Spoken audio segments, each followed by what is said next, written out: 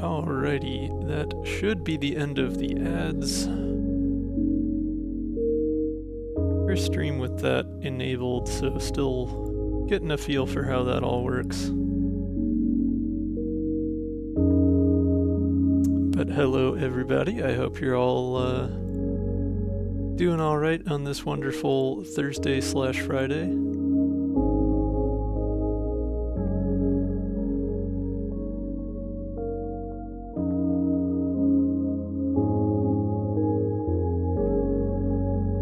Everything is set up.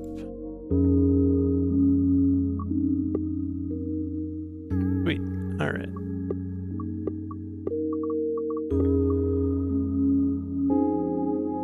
So we just barely cleared a Sagan's run last time we played some modded Cobalt core. I still feel like there's a lot to explore with Sagan's and Philip as characters, so I didn't want to jump right into exploring any new character decks tonight. So in lieu of that, I went ahead and installed a couple different mods that add some artifacts to the game. Those being a Purple Apple's generic artifacts mod and Shaka's duo artifacts mod. So we should hopefully see some new artifacts in whatever run we do tonight. Get to explore a little bit of new content without being quite as overwhelming with new mechanics. Great, Cat and Philip. I don't know if I want to run Cat and Philip in the same run. That seems a little overwhelming right now. Would like to keep things minimally complex. Dizzy Parry Philip, though, that seems more doable.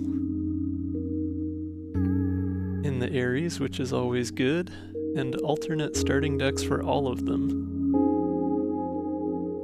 Sure, seems good. Let's see what those alternate decks give us for Parry gets boost capacitors. Sorry, Dizzy gets boost capacitors and stun shot. Parry gets feint and wave charge. Oh, wave charge is nice as a starting card. It's no multi-shot, but the piercing is pretty good. We also get different cards for Philip than we got last time. Duct Tape and Dreams adds Retain to the card on the right. Interesting.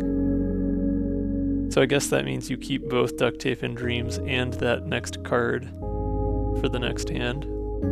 Could be useful. And we have Reduce Reuse, which flippable, modifies the card to one side. And it adds Recycle to that card. Which would be fantastic for something like Wave Charge. Because if you get that zero cost Wave Beam, you use Reduce Reuse to recycle it, and then play Reduce Reuse to draw that card. That would let you play Wave Beam twice on the same turn. So there's some interesting applications there. But that's enough talking about it. Let's actually get into it and see how it plays.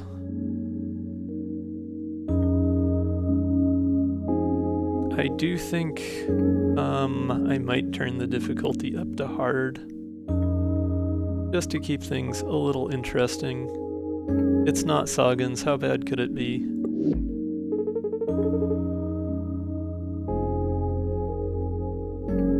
Okay, we've got random rare, remove 2 cards or gain an artifact.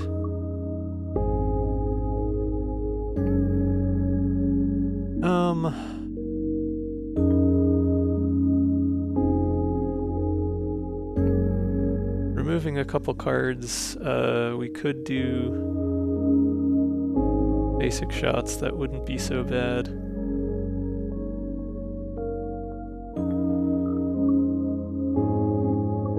A random rare seems like a decent choice, or just an artifact. Artifacts are handy too. Let's try that artifact. Let's see what we get out of that. Oh, Piercer. Okay, well, that negates the advantage of Wave Beam a little bit, but it's still an excellent thing to have from Turn 1.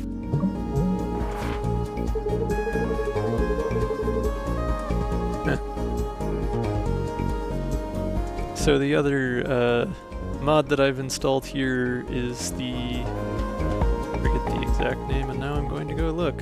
UI Suite. Just a few minor UI tweaks from Shaka that includes such things as choose a card in your hand, actually choosing from the hand instead of a separate pop-up menu, being able to see what things are in what decks. Just some other minor quality of life improvements. It also adds these dashed lines to indicate lanes, which it is a little bit nice as far as like quickly visually identifying things, but I don't know if I like the look of it as much. Maybe that can be turned off. Yes, it can. Probably, yes, lane dividers.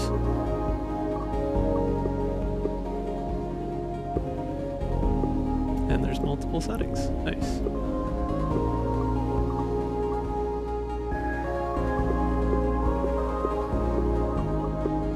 Set it to none. Interesting. You can change the alpha and the speed. We'll just turn those off for now. I don't really need them. I feel like I've got a good sense of where the lanes are. It is a nice accessibility feature though.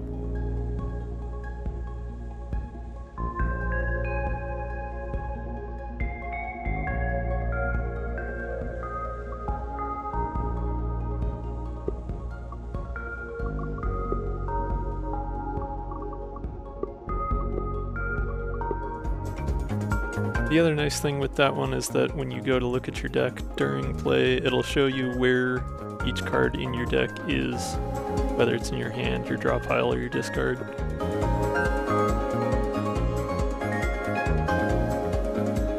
So just lots of good stuff, generally speaking.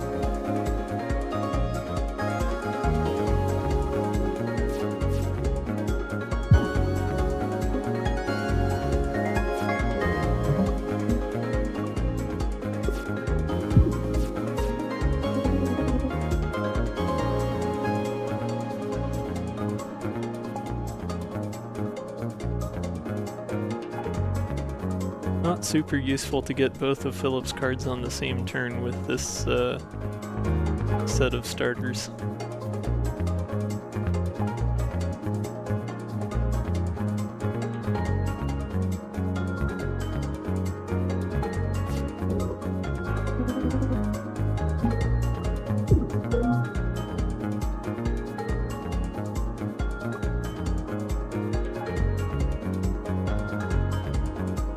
Oh yes, Tormod Toggle Cannon does indeed have the frog-proof status on it, despite us not having Saugans in the crew at present. So we will still get to see which cards are or are not frog-proof.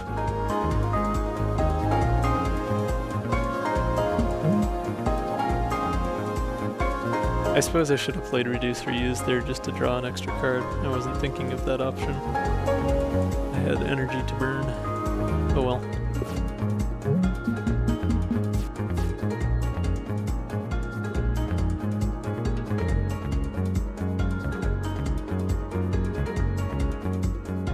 Well, it's a good thing I stunned that power drive because I have no movement and have to use all my block here.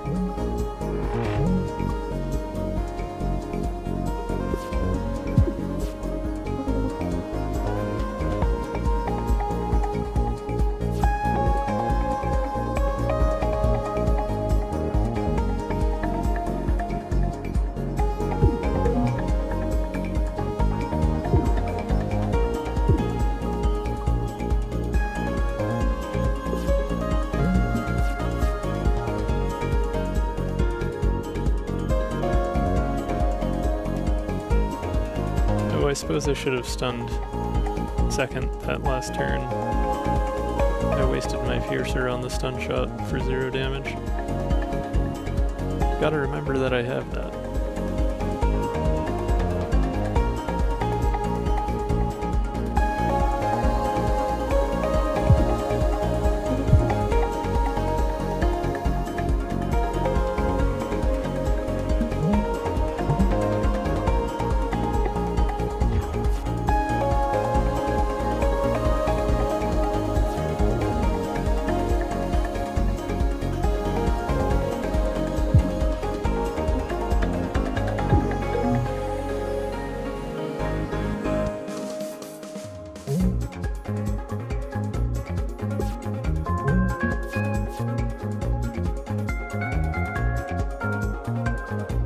didn't mean to recycle block there, huh?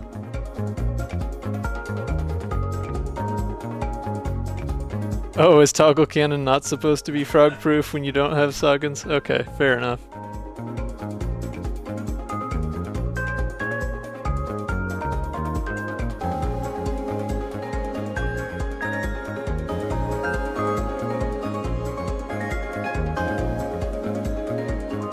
Yeah, I guess I just assumed that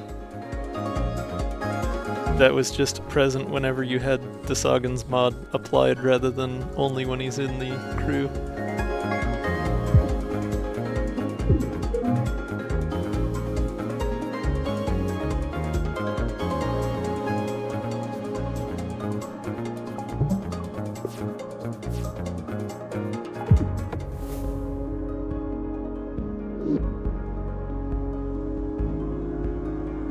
I like block shot.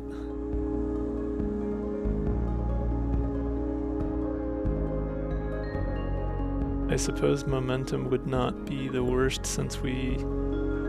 Well, basic block does exist as a 1-cost 1 shield.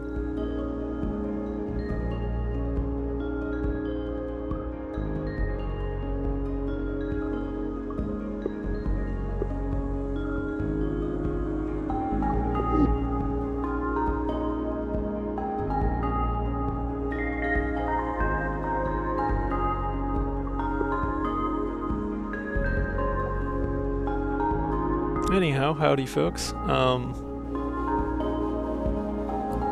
Didn't have a ton of time to figure out the details of all of the, hey, you're an affiliate now, extra settings before starting stream, so you'll probably notice a bunch of goals and other such default things that have been applied to my Twitch page, but the only functional difference to the stream today should be that there will be mid-roll ads from time to time.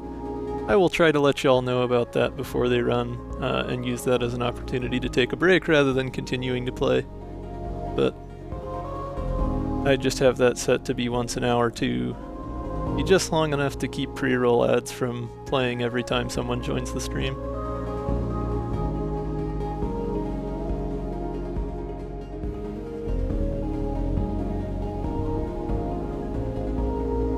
Philip lagging the game does seem like kind of fitting to his character.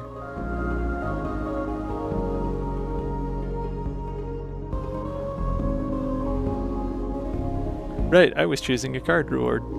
Playing the game, what a concept. I suppose I don't have, well, okay, I have Feint for Temp Shield, but I otherwise don't have any Temp Shield. But I probably won't need it much with boost capacitors. The momentum would work nicely in that regard. We'll do that.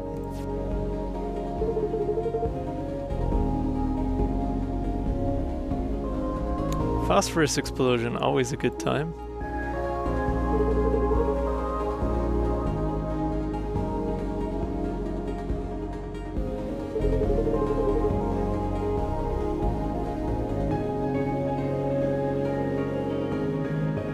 I am also certified for that.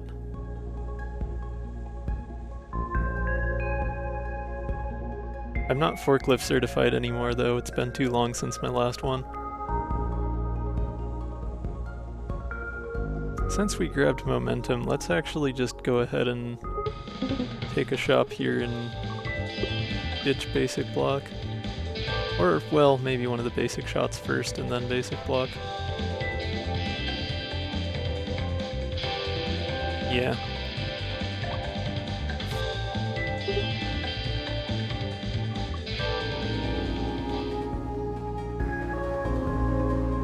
Lots of different options for routing. I think we'll go up because that has a remaining opportunity for an event, and we haven't done that yet.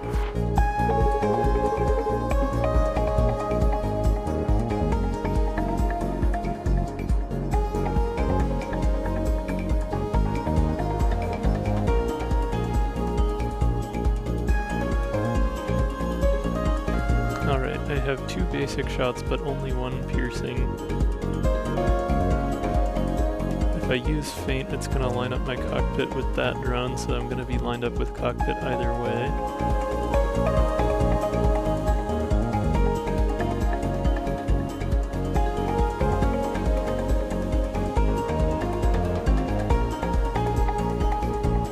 I suppose if I use my feint and my evade, then I'll be able to dodge the main cannon attack and only take the one. Larg. Okay. We'll do that. Want to get that piercing in while we can.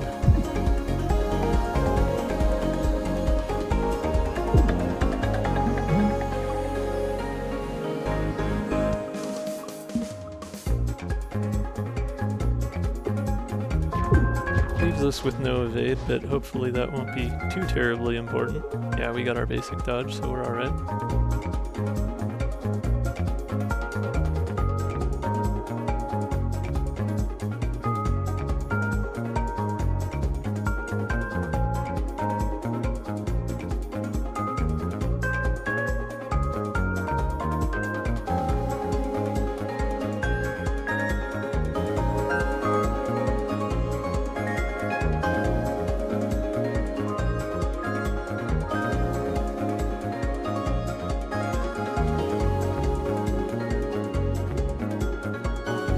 Let's see, if I move one over, toggle cannon will only be in for 2 damage, so momentum should take care of that. But I don't have anything else I could play, so I may as well use boost capacitors instead.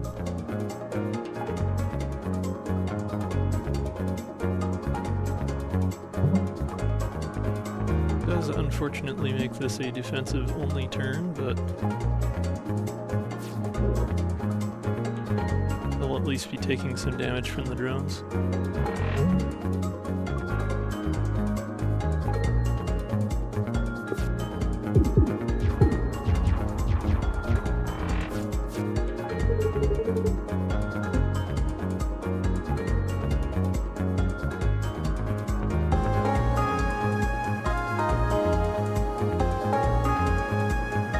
Stun shot does take out drones still. If it weren't for the fact that there was another one pointed at our cockpit, that would be a nice opportunity to do that, but I definitely don't want to feint because I don't want to be in the way of that cannon when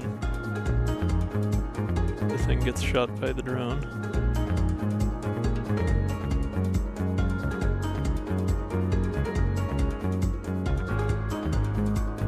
Leaves me without a lot of evasive options.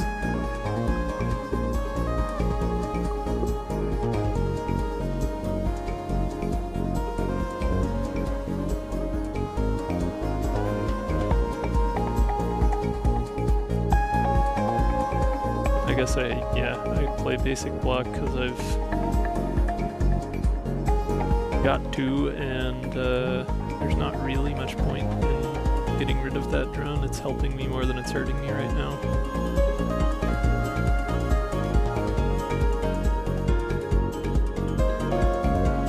I guess I can play wave charge and just save it for next turn. Or save the wave beam for another turn, rather.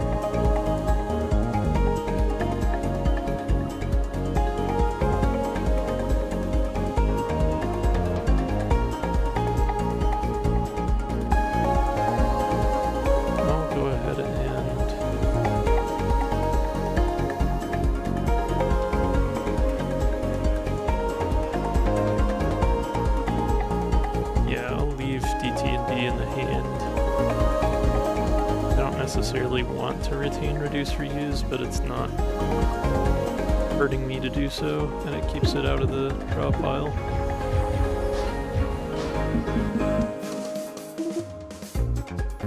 Okay, now would be a good time to have that feint.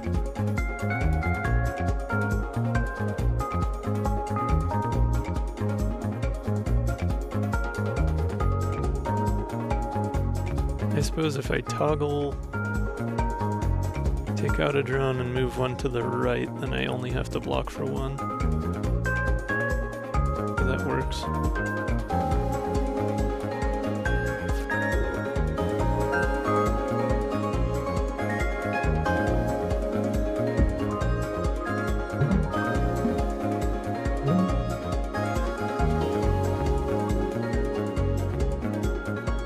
And reduce reuse means I'll be able to play that momentum again next turn for more block.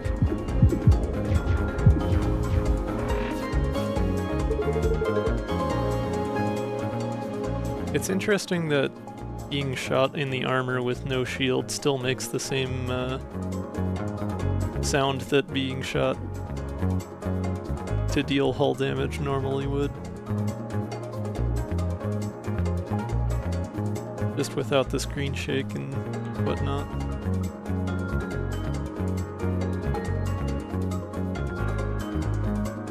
Yeah, actually having reduce reuse and just playing momentum repeatedly is not a bad strategy to choose shield with this build.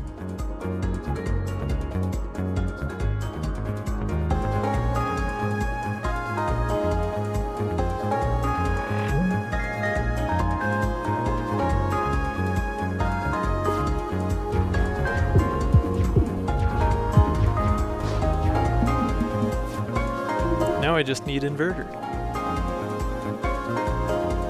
I suppose if I don't play toggle cannon, it does kind of get in the way of the reduce reuse gimmick, but having this set up with Phillips cards basically makes it so that whatever you recycle gets put into the left side again for next turn. Which I can think of a few interesting ways that would be a little bit broken.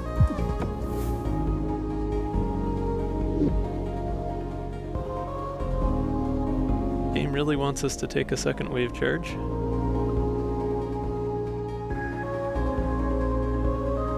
I suppose we do have Perry on the crew again, so we could end up getting table flip later on.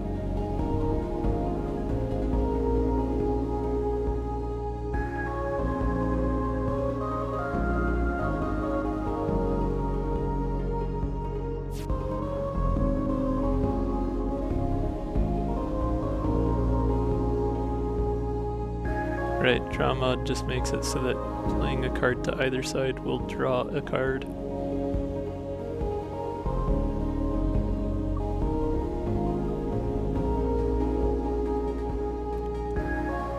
Oh boy, okay, thanks for the subs, y'all. Apparently there's a hype train going on. I have not adjusted any of the settings for that, so that's all just default Twitch doing what it do. Next stream I will maybe have a few more custom touches in there. It does not take much to get a hype train on a completely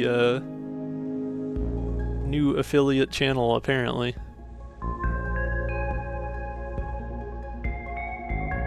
Oh hey, Alloyd.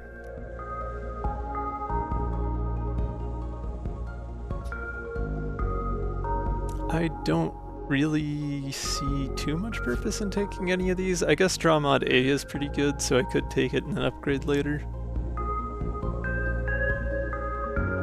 Especially if I do end up with table flip. Because if I could duct tape and dreams draw mod A with it flipped to the right, then I would just kind of have the never-ending hand thing. That could be fun. We'll try that.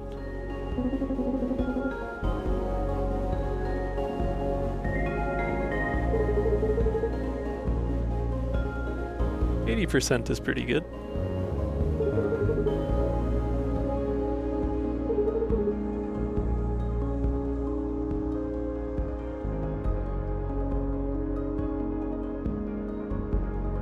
Well, now that I'm planning an upgrade, I kind of want to go for the middle path so I can get that extra repair yard. I think I'll go ahead and do that. Seeing as it's not a daily and we don't have to route for maximum points.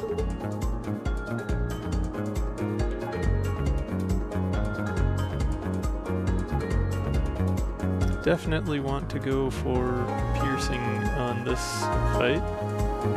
Good news is we can already do 3 out of 4 hull damage turn 1.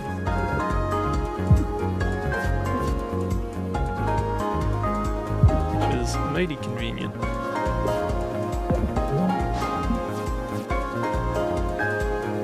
Didn't get any useful attacks here though.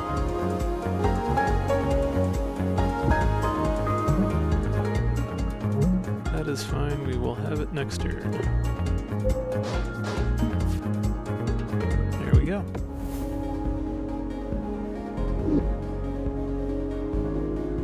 Hotwire, I don't think I've seen that one before. Oh, interesting. Card on the right moves you 1 to the right, card on the left moves you 1 to the left. Funky. Kind of like an inverse Tide Runner, in a way.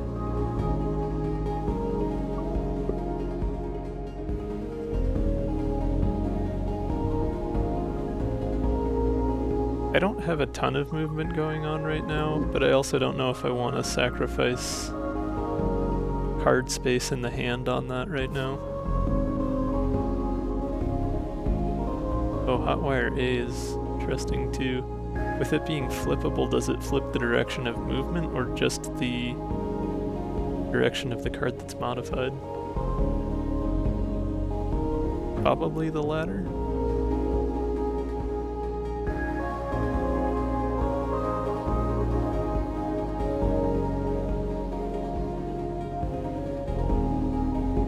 Yeah, DT&D, like, it didn't seem like a big deal when I was first looking at it, but, like, the more you think about it, the more, screwy combos you can come up with.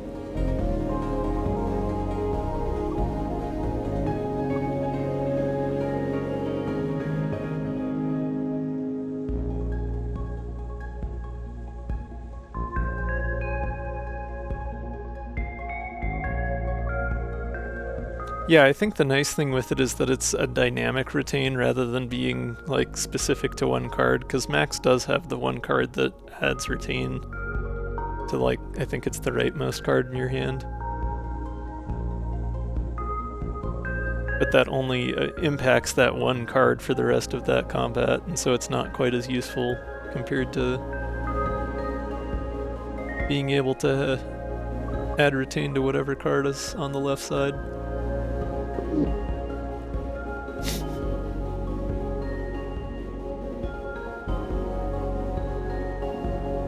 I'll grab Hotwire too, why not?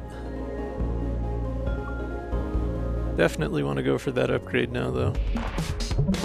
Oh, we got Nat, alright.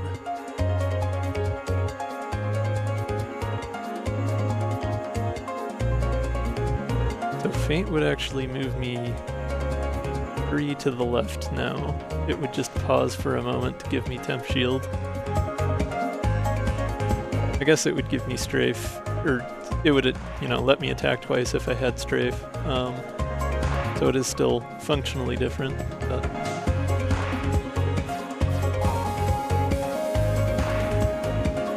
I can confidently say I have even less idea than you on how to use bits.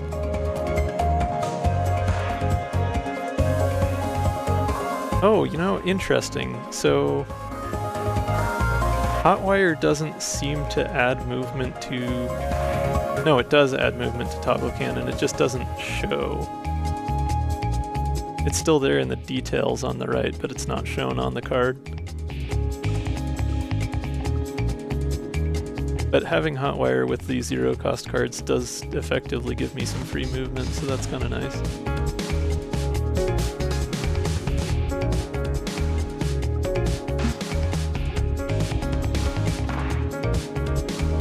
Yeah, that makes sense, with it being a text card.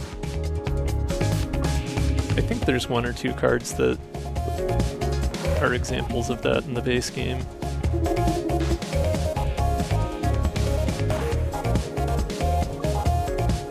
Where it has an impact that's described in the text but not shown with symbols.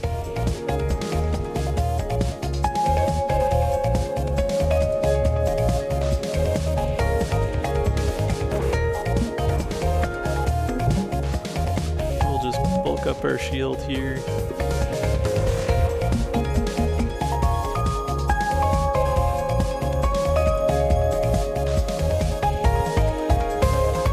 Unfortunately, have our cannon on the wrong side.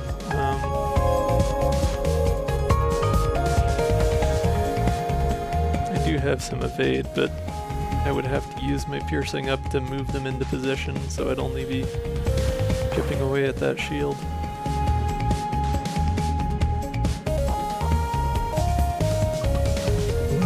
May as well do it though, it's not like I have anything to lose.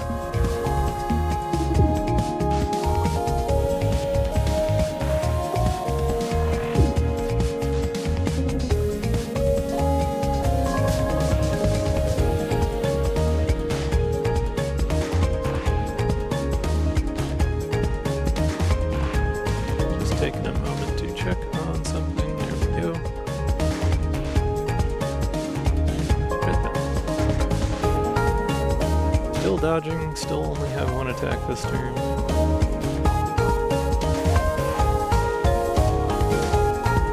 Although we do have draw mod.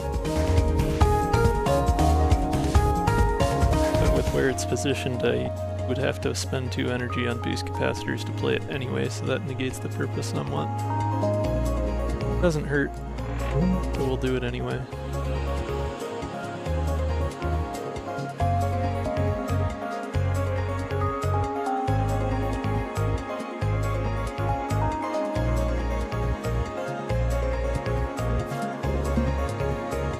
So toggle cannon does indeed give us movement with hotwire.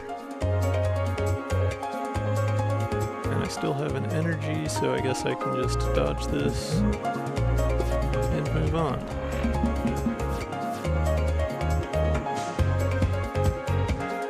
Only one attack again. Let's play reduce reuse and see if we get anything. We do, alright.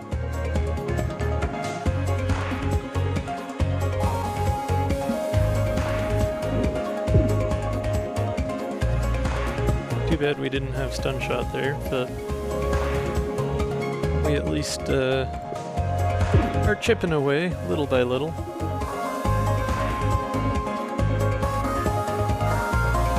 I'm actually going to try reduce reuse again to see if I can get something to play before wave beam. Nope. No such luck, but if I play basic block I can keep wave beam for a better turn.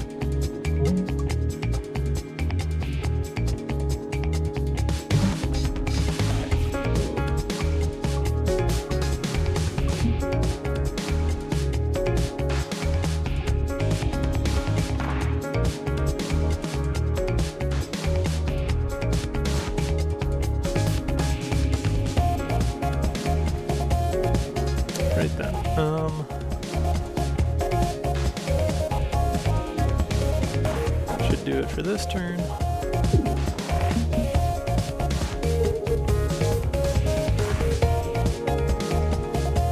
Okay, I think now we've got him.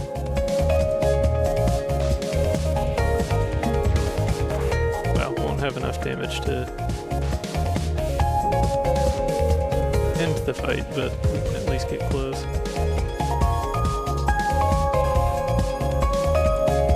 Ooh, and I still have 2 energy, so I can actually stun that moving out of the way thing. Excellent.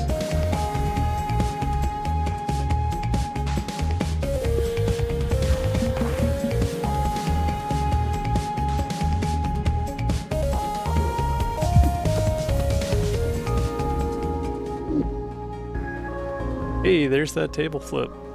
Kind of surprised to see it this early. Definitely want that though. That's indispensable with Phillips cards. Or at least it was last run. Spiked bumpers, that's one of the new artifacts we got from that mod. Add 1 ram to your deck. Ram into the enemy ship, destroying any mid-row object in your path and dealing 1 to every part hit. Alright. Funky. I'm real curious what the animation for that looks like. Cool card art. It exhausts, so you can only use it once per combat, but I suppose that also benefits wider ships.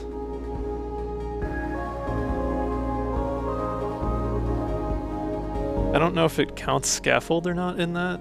That'd be an interesting thing to test out. Yes, this is indeed Apple's doing. I also installed Shaka's Duo Artifacts mod. Just trying to throw some interesting mods in that wouldn't add too much so that I could still play with some new elements without getting overwhelmed. Yeah, I did put in UI Suite as well just to get a couple of the benefits there. I turned off the lane markers because I don't personally need those and I like the way the game looks as is, but being able to see where the cards in the deck are is definitely handy at times. Right, so I wanted to upgrade one of Philip's cards. I suppose there's probably upgrades for RAM as well. Oh yeah. Okay, so this one adds retain, makes it 2 damage. This one has some flippable movement beforehand so you can get aligned before you do it.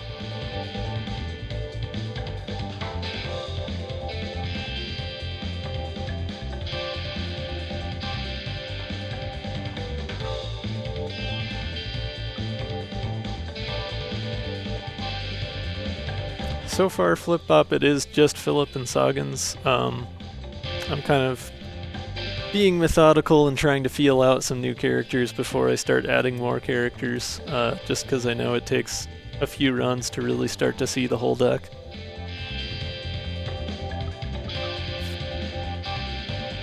I did like Draw Mod B the last time when we used that. I think Draw Mod A has a lot of potential with Table Flip though. I'm thinking that or Hotwire B. Hotwire B is pretty nice too.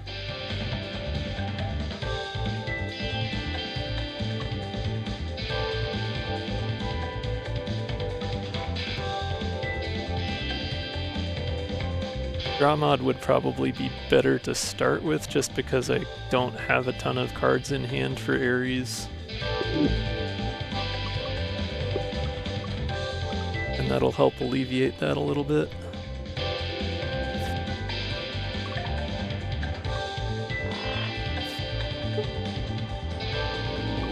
Plus I want to see if I can get that set up with Duct Tape and Dreams to do silly things. Oh boy, it's Jumbo. Here we go. Barry knows what's up.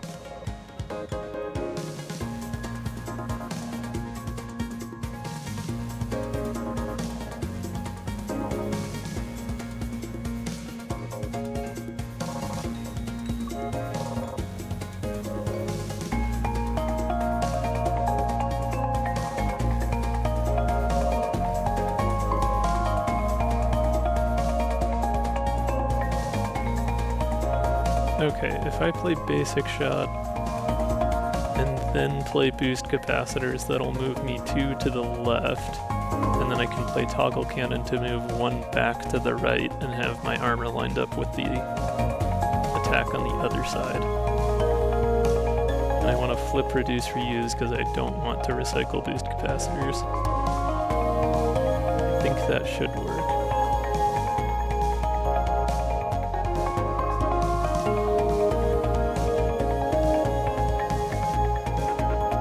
I do kind of... I like the stickers as a visual indicator, like that's a useful way to see which cards are being modified by Philip's cards. I kind of wish that Hotwire had one of those as well.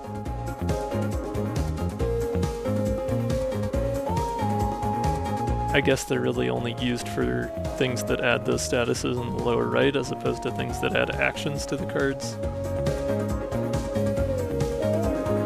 But it is nice to be able to like look at a glance and see that like, oh, Basic Shot, you know, doesn't normally have this, it's having that added by Hotwire.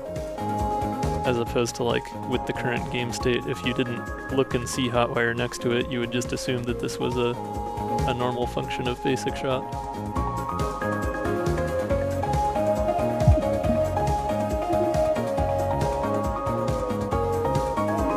Okay, so I want to boost capacitors to move left, toggle cannon to move right, and then we end up back where we started.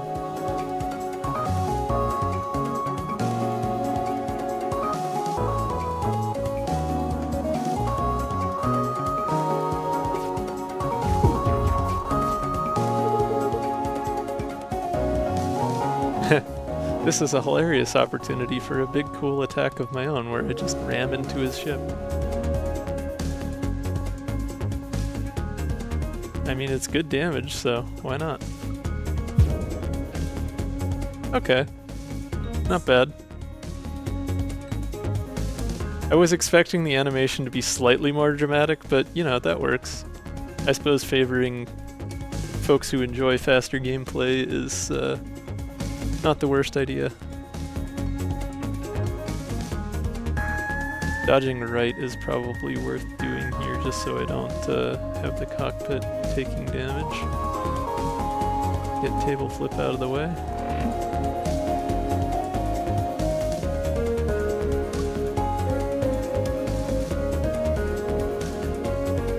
I don't have any energy left for it to make a difference, but I could also toggle cannon if I wanted to just draw a free card.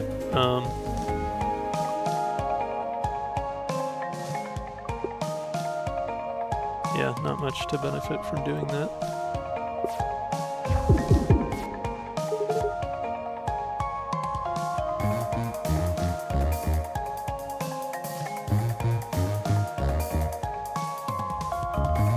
Alright, if I feint toggle cannon and move one over, then we should be able to avoid damage here. And if I use my wave beam after feinting, I can hit the brittle spot. Pretty lucky hand for that turn. Was not especially well prepared otherwise.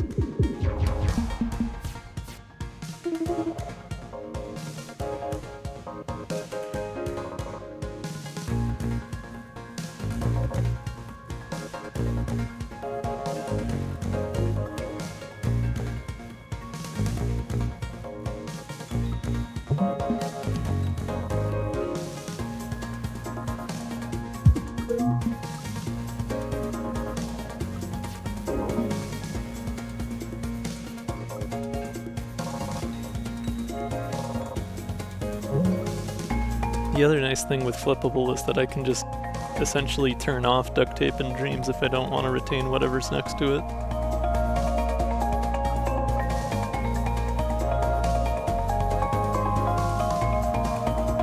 Flipping hotwire is effectively pointless, but it's funny.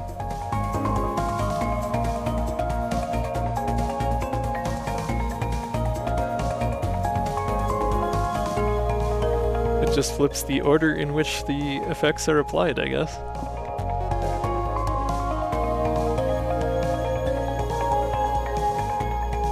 How many card states would you need if you wanted to be able to flip, like, the directions of the card modification independently of the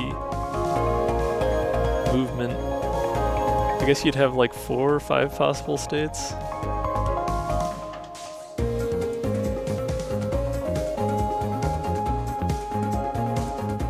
Well, because like you could have card to the left moves to the left, card to the right also moves to the left, vice versa. I mean, like, that would be giving the player a lot of control, but it would be fun. Yeah, I suppose it'd be 4 if you remove duplicates.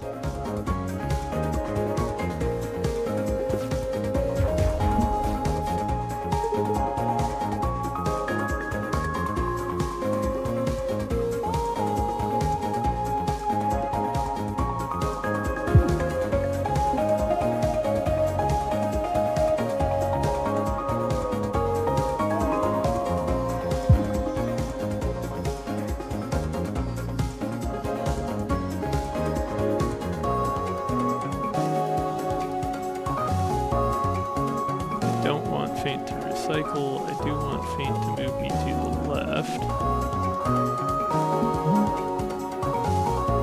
And then I suppose I have temp shield, so I don't have to toggle cannon anyways here. I'll hang on to... Well, no, I mean, it doesn't really matter. I'm gonna probably end the combat soon anyways, but I'm gonna see if I can get that funny setup that I was aiming for.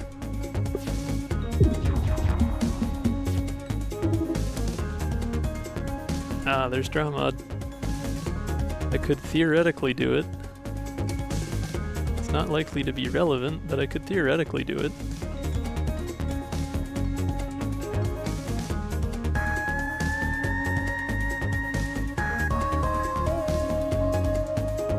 Okay, if I toggle cannon...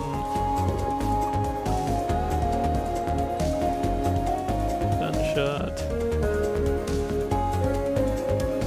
Oh, but Hotwire is there, so now I'm gonna move over after playing Stun Shot. Well, that's fine, that's what I want to move. That's the direction I want to move anyways.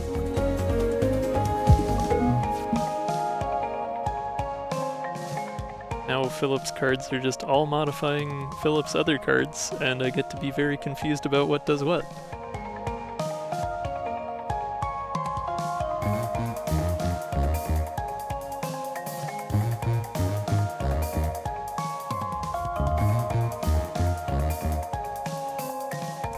Right then,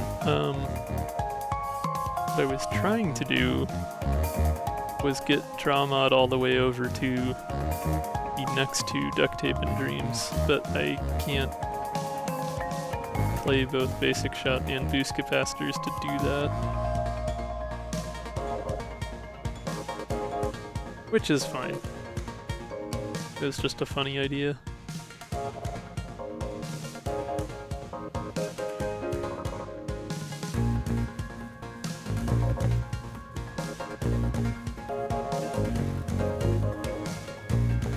Guess there's no reason not to take a bite out of Jumbo then.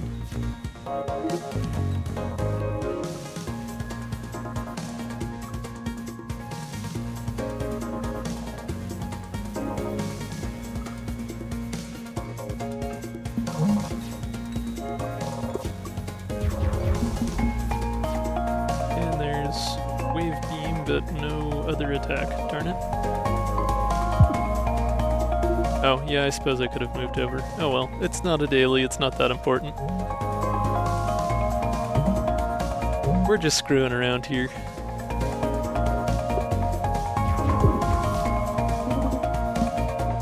As long as we get there in the end, that's what matters. That is also not an attack. Alright, Shuffle not being friendly right now.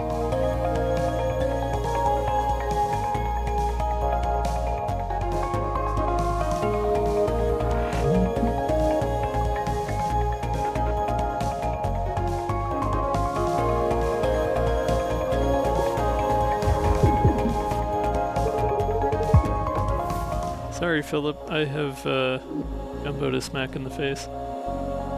Didn't mean to interrupt, but we take those. Refresh Interval is pretty consistently handy as a card. Especially now that I have draw mod. I don't have to worry quite as much about things taking up hand space. Ooh, these are all great. I do like Dakadram. That could also get interesting with modifying Chip Shot with some of Philip's cards. Because it would effectively expand my hand if I had draw mod that turn.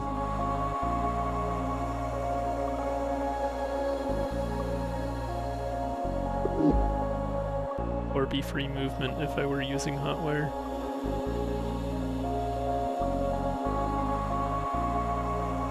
Although Regenerator and Armored Bay are both lovely as well, I think Offensive is where I'm more in need of a little extra something.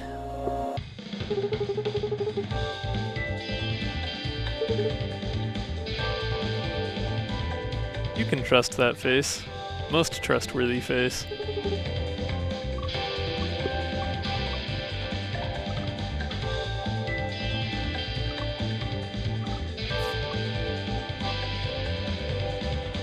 So Hotwire B would probably be the pertinent upgrade here, just to give me a little bit more schmovement. Wow, I'm kind of amazed that the speech-to-text captioning engine actually picked up schmovement. Oh, it even spelled it better this time. That's impressive. Anyways, there are captions on my stream for anyone who likes to have that as a visual aid. They're not the best captions, usually, but apparently they understand what schmovement is.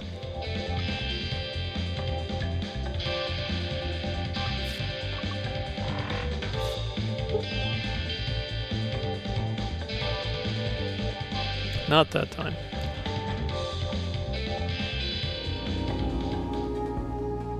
Yeah, there's probably more of a delay on the actual stream video and audio feed as compared to the captions feed.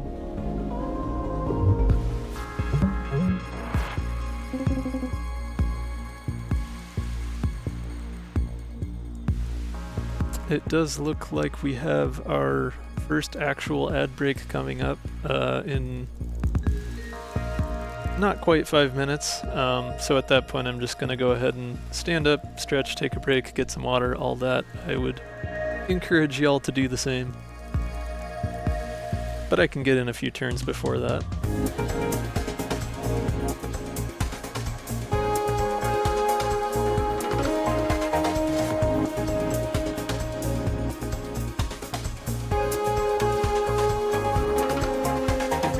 To start out with Wave Beam, I mean, twist my arm, why not?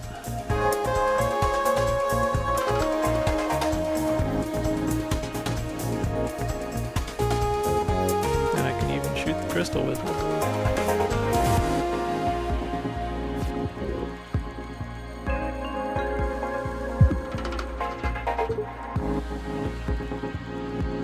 And I don't have particular need of refresh interval, so I'm going to play Momentum instead. Oh, darn. Would have been nice to play that table flip this turn, but wouldn't have had the energy anyway. We'll get it next time around, hopefully. Ah, big crystal. And we have Hotwire B, but it's all the way on the right side of our hand, so it looks like we'll be doing a lot of leftward movement here.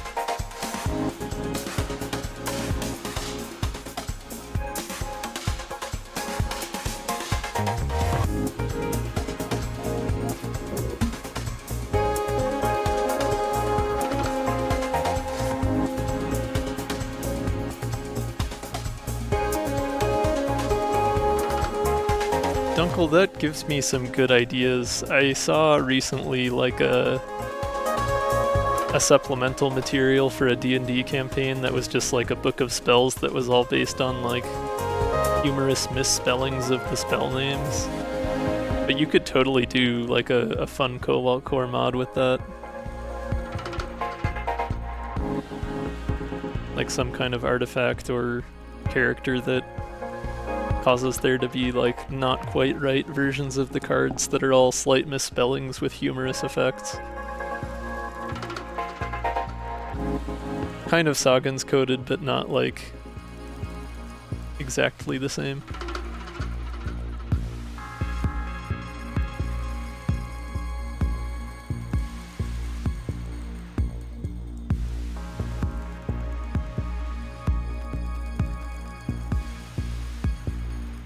I mean, sandwiches are a legitimate health replenishment strategy if we're going TF2 logic.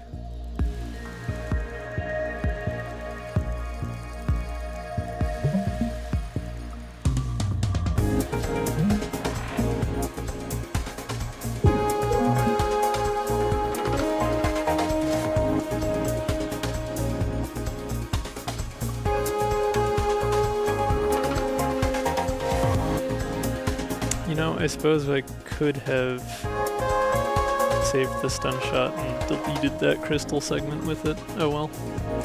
Doesn't really matter one way or another.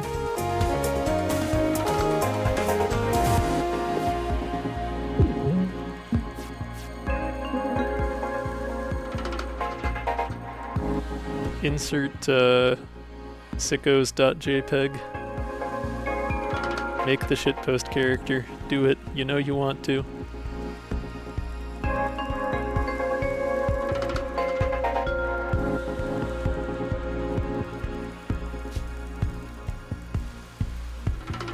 Oh, if I faint over and ram here, I should, assuming it works in the way you think it would, delete those 2 crystal segments. It does! I like that.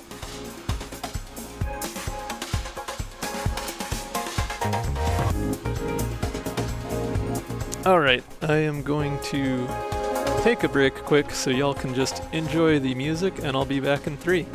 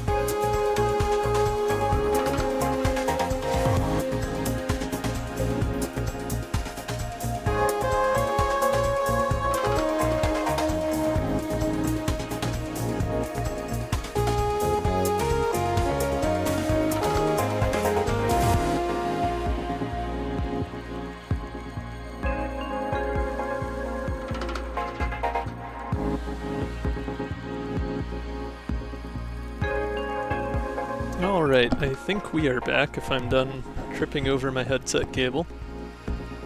I have not seen the wall.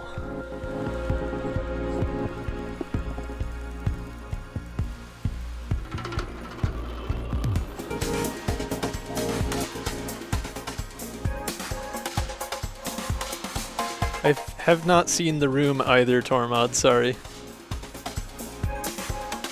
Although I've seen plenty of references to it.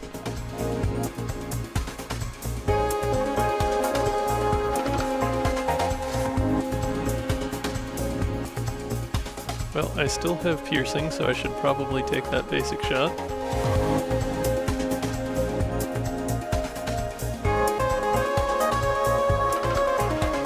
That's sweet. Is it including modded characters, or is it just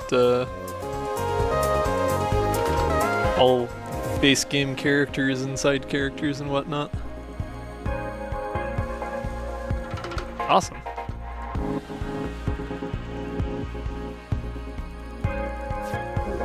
Yeah, I mean, if it's in the Discord, I can probably dig it up myself at some point too.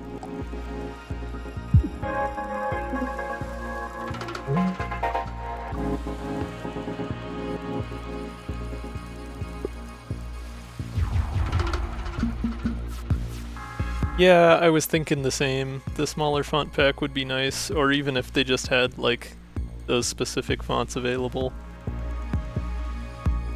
Oh yeah, I forgot to. Thank you for the reminder. Actually, changing my stream elements when I do things would be smart. Fine.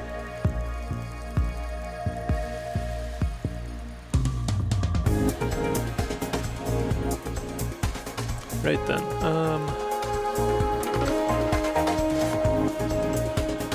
We have basic shot and wave beam here.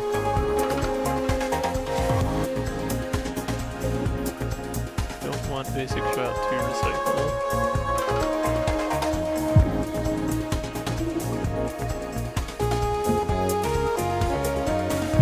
But as long as we use wave beam second, we still get that piercing for both. And we can get our basic dodge back. Or I suppose we could boost capacity with boost capacitors.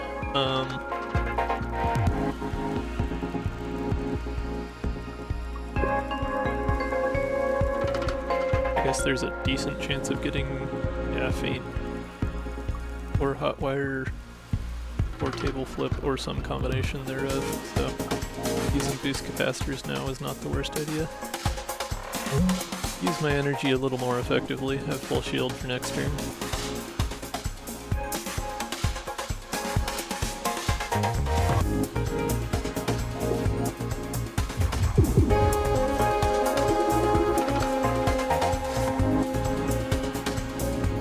There we go, we did get both hotwire and draw mod. Thankfully draw mod is on the right side of the hand. We get to draw for everything, and we're not in the way of any attacks anyways this turn. Although we don't yet have any of our own.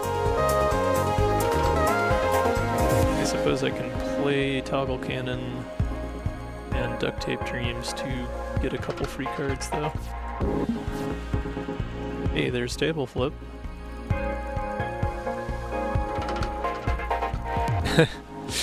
And of course flipping it only flips the actual movement from the card and not the movement from hotwire, so we can effectively stay in place.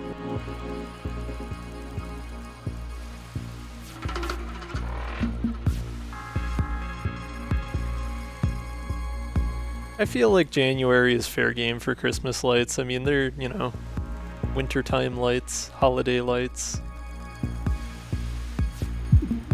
Doesn't strictly have to be the Christmas season specifically. And at least around here it's usually still pretty cold and drab otherwise that time of year, so it's not like it hurts to have fun things to look at night.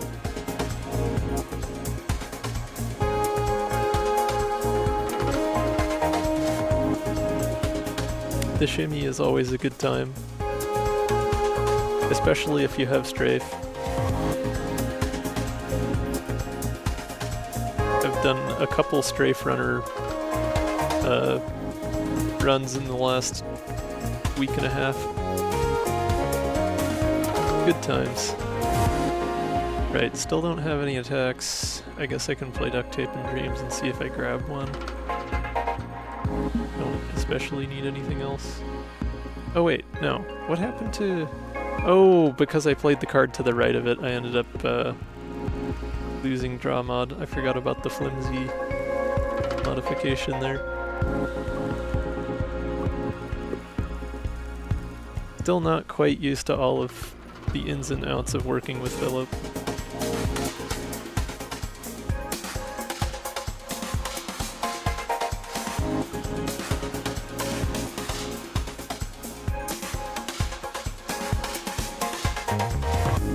Beautiful emote. We love our racks.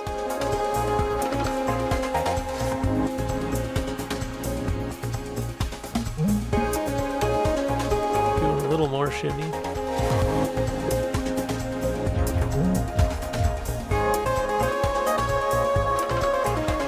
I just had a fun thought. Having spiked bumpers, since it just gives you a ram, if you ran into Bjorn, you could just duplicate that, because it is just a card in your deck from that point.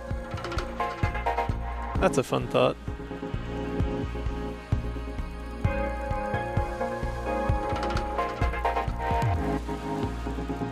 I suppose I have some movement, but I don't think it would help me much here since my cockpit is stuck in the middle there. Well, no, I do have stun shot, so if I stun shot and move to the left, then that'll be good. I want to use my basic shot first, though, to get that piercing in.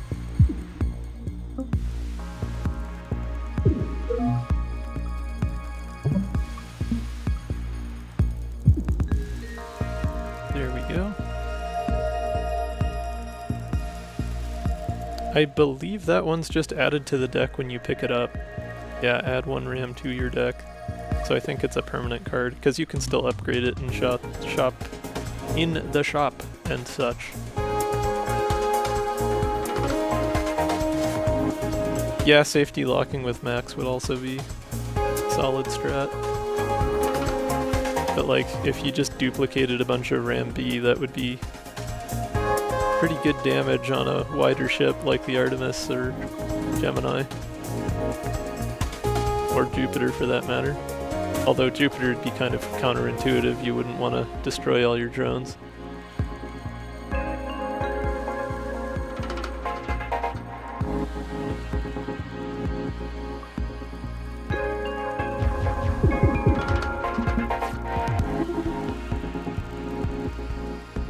Got a handful of Philip cards again. I guess I can play my Reduce Reuse and see if it gets me something more useful.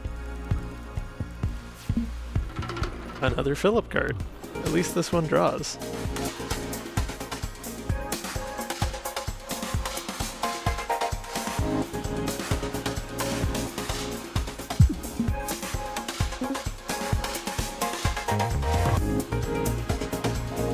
Okay, not enough energy left for that, so this is not quite end of the line. I guess I can still toggle cannon and DT&D and see if I get anything fun out of it.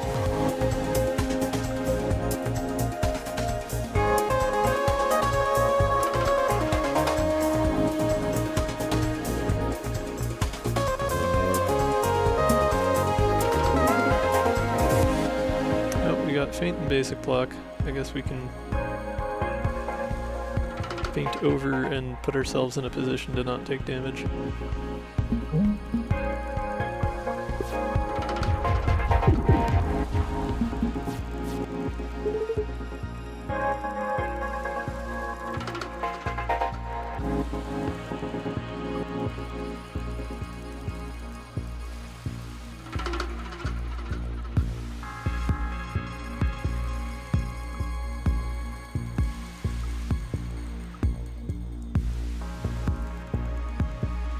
Really need to get Duct Tape and Dreams set up with Reduce Reuse. Still haven't managed to do that yet. Or not Reduce Reuse, Draw Mod. I would like to get that set up at some point and see how that behaves. Okay, the problem with having Hotwire on a turn like this is that it basically guarantees that if I play anything, I'm gonna just drift into this big field of damage. Not that I don't have plenty of shield to deal with that damage, but I don't have a good way of moving back. I could play basic dodge and then immediately use the dodge. Not really a lot I can do that's productive this turn.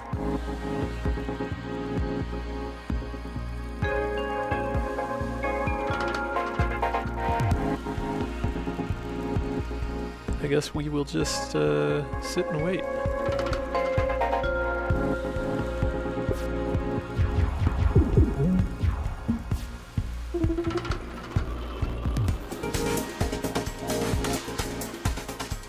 Something like that. Got basic shot.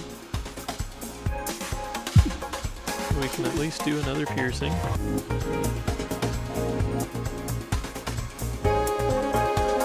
I guess just stun,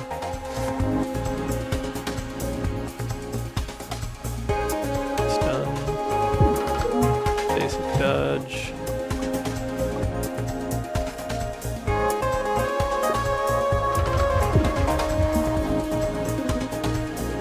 Alright, there's Dramon. Reduce reuse is in the way, but we can play that, that's fine.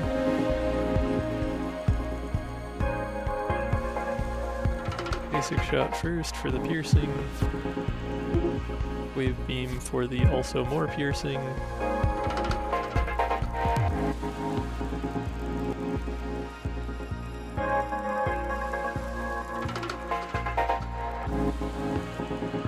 Flip draw mod so we don't get rid of it by accident. Play reduce reuse. Get our wave beam back.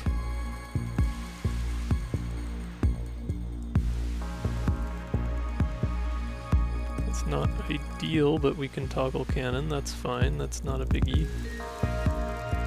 Have shield.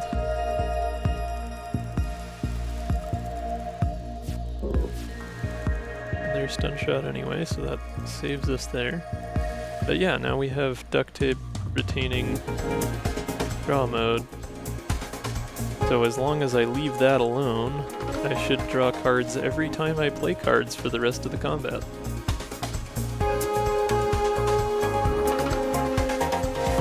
Which is fun.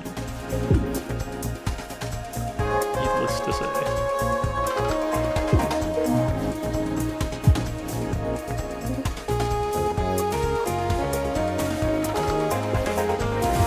Not a whole lot of combat left to make use of that for this one, but I think it's a fun setup.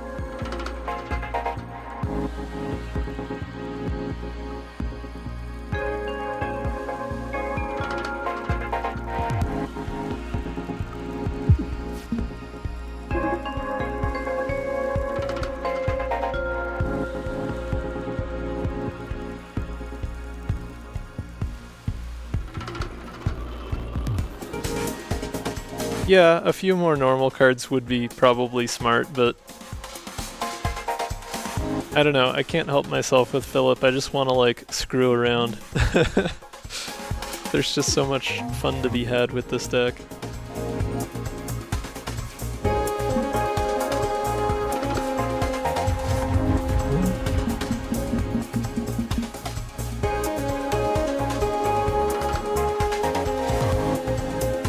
Okay, if I get lucky with draw mode, I might have enough damage to do it this turn.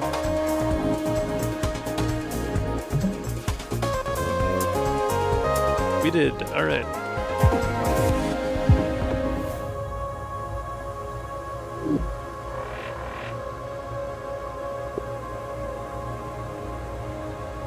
Black market parts, alright. We've already got a table flip, and Mitosis wouldn't be bad this run, but let's see what this is.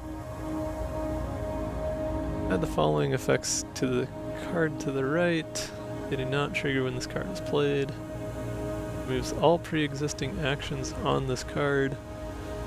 Makes playable, makes exhaust. Okay, so that lets you just get rid of any card immediately to the right of it.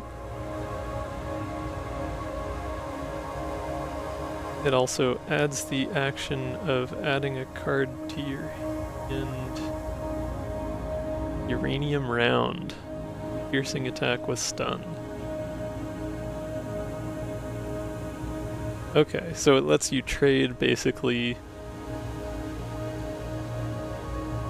whatever card to the right for a Uranium Round, which is a temporary zero-cost piercing and stun attack. That's pretty fun.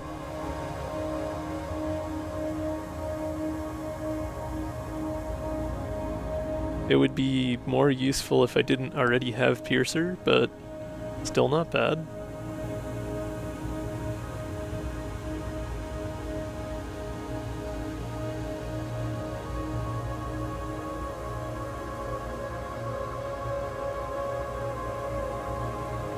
Normally, I mean, like, Mitosis would be good here. It'd be fun to play with black market parts, though.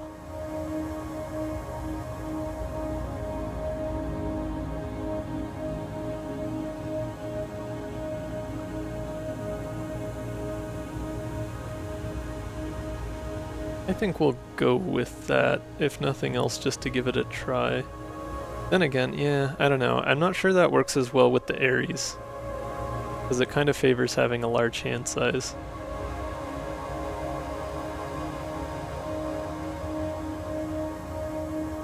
I do have the aforementioned draw mod combo to ease that a little bit, but I think I've got a lot going on. I'll take Mitosis. I'll come back to black market parts another time.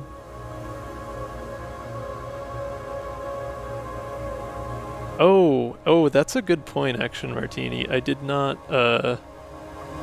consider that, because it does just regenerate that card. So as long as you had your hand oriented properly, you could just infinitely generate uranium rounds. Not truly infinitely, but you know. Renewable ammunition. Oh, we've got two of our new boss artifacts going on here. Spinny Top and Painter's Palette.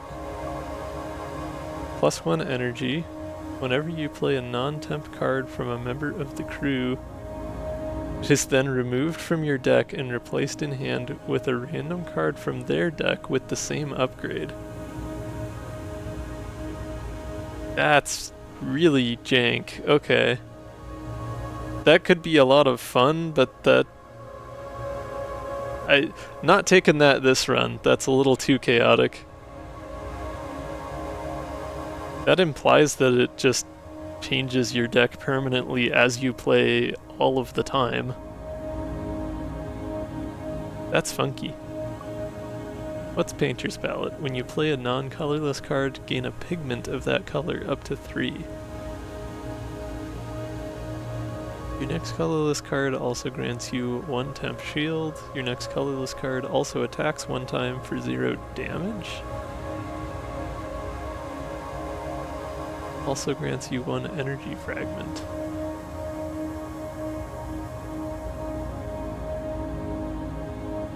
Also funky.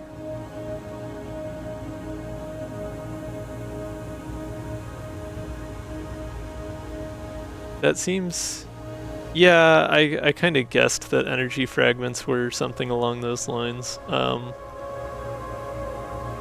Parry's thing only attacking for 0 damage doesn't seem super duper helpful. Like, it'd be good if you had overdrive going on, but so far I don't at all in this build. Oh, interesting. Huh.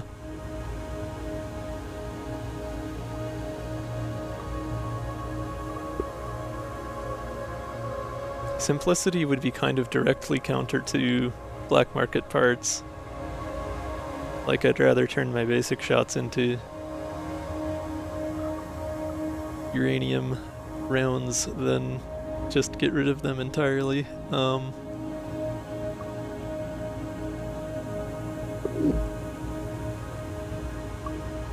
I guess Painter's Palette wouldn't hurt. None of these really jives with what I've got going on right now.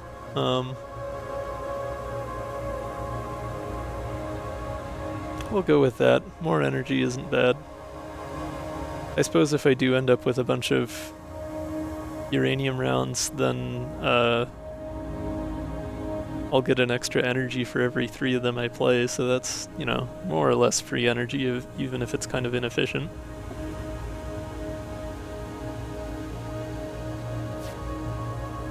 I am curious what the UI for that looks like.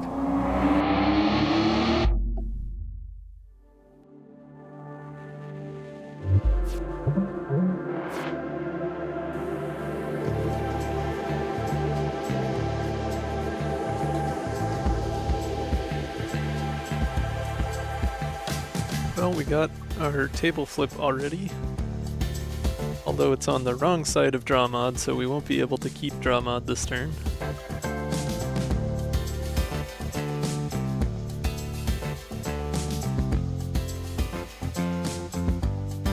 Yeah, Spinny Top with Philip would be interesting since you would just keep the unplayable cards. Oh, you know what? I can use Chip Shot to turn... I can use Black Market Parts to turn Chip Shots into uranium rounds. That's excellent value. That's just free uranium. Okay, yeah, I'm seeing the value of this. And Toggle Cannon doesn't even actually flip the cannon if you play it, since Black Market Parts removes actions completely. Yeah, this is fun. We're off to a good start.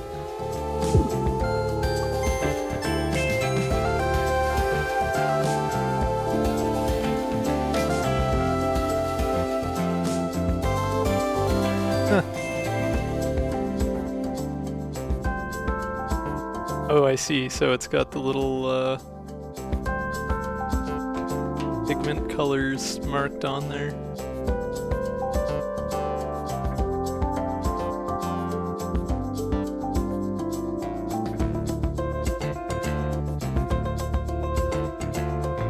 Yeah, I don't know. It says unknown pigment, but it does show in his color.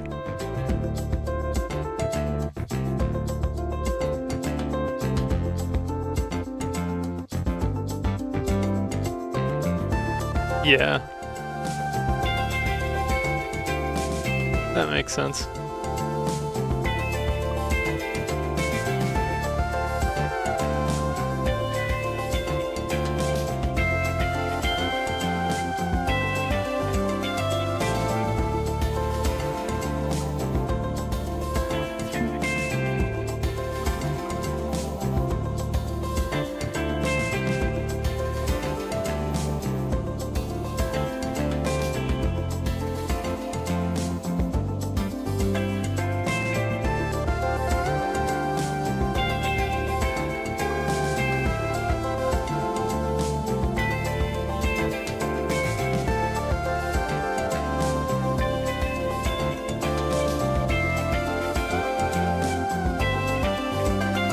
Okay, so...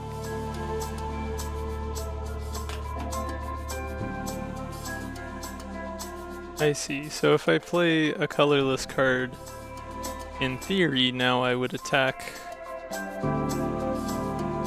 twice for 0 damage and get an energy fragment?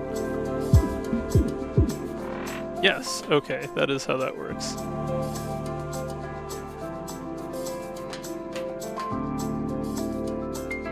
So yeah, it does seem like it functions as expected.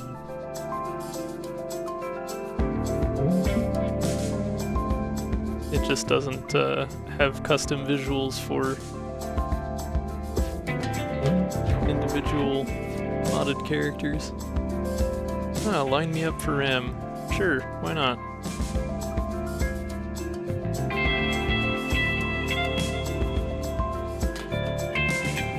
I don't know if piercing affects RAM. That's a good question, Tormod. I mean, it is an attack after a fashion, but it's not an attack in the traditional cannon go shooty sense, so let's see what happens. No, piercing does not impact RAM. That is what I would have guessed.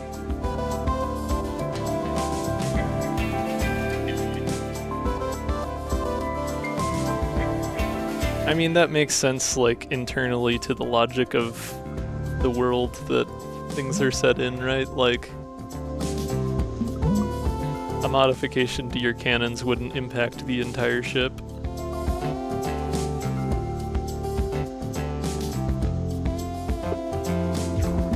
Was it? I didn't see frogproof. Oh yeah, frogproof is on RAM. That is indeed a thing.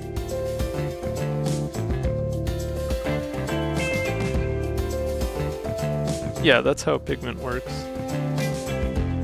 Oh, frogproof. Yeah, frogproof has only been showing up on... Well, it's not colorless strictly, but it's not the... It's the character cards. But as far as I'm aware, those are the only cards that I've run across that are supposed to have frogproof anyway, so...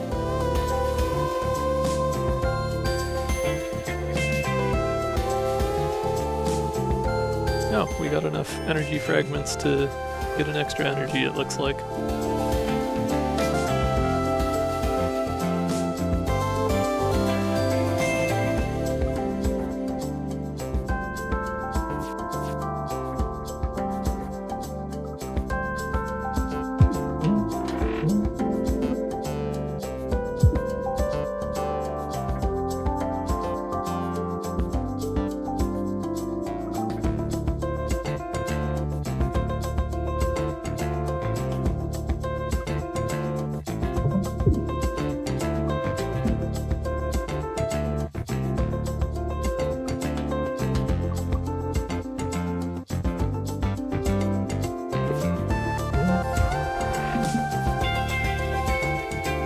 Got another handful of Philip cards. Oh, but we got the DTD draw mod set up, ready-made. Didn't even have to do any work to line that up. Okay, I'm not gonna complain.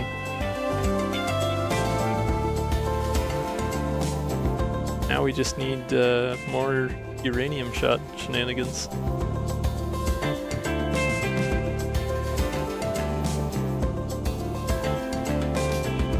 If I boost capacitors, that should move me in place to hit the cannon with stun shot there.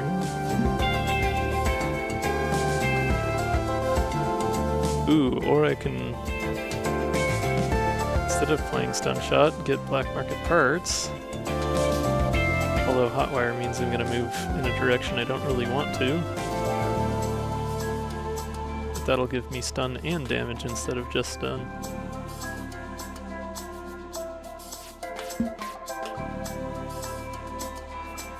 And I drew another uranium round. Very nice. I suppose hotwire is playable now too? Oh, interesting. Okay. So because black market parts just gets rid of all the card effects, I can actually use that to toggle whether hotwire is active for the other cards in my hand.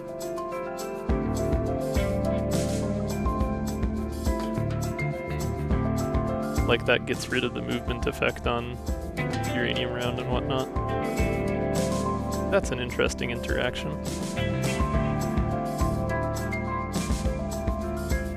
But yeah, if I didn't want to have movement from hotwire anymore, I could just turn it into yet another uranium round. Honestly, it seems worth. Free damage is free damage. Oh, you know what? Like, once you have close enough to the end of the enemy's hull, and if you have flippable, especially if you've got this broken draw mode set up, like, this is just a basically infinite damage combo. Because I can just keep turning whatever gets drawn into uranium rounds. I wasn't even doing that on purpose, but like, anything I draw that's not a uranium round, I can just use black market parts to turn into a uranium round and then just infinite damage.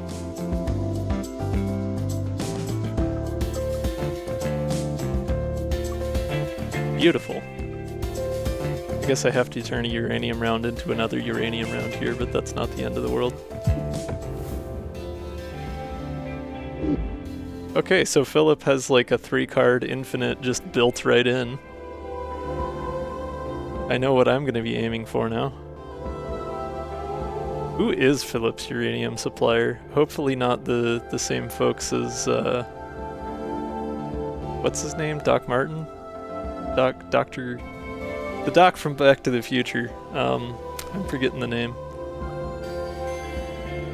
Doc Martin is the shoes. Doc Brown, thank you. Marty is the main character, that's why my brain did that.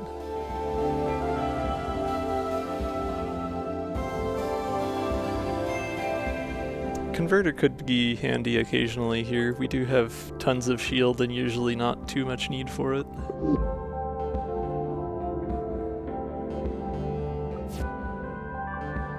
And if I don't like it, I can just turn it into more uranium. Then again, I'm actually probably want to keep my deck small now that I have an infinite combo and just prioritize setting that up.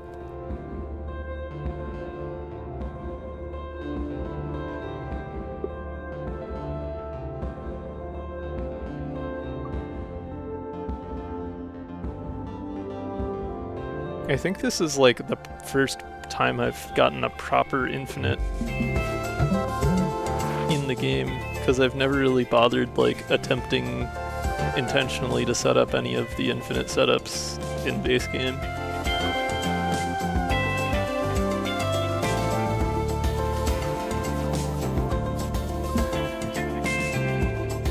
Now we got hotwire again, so we are schmoovin'.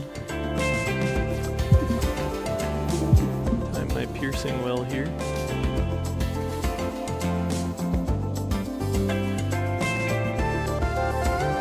I suppose with refresh interval, I'd have plenty of temp, so I can just keep on going.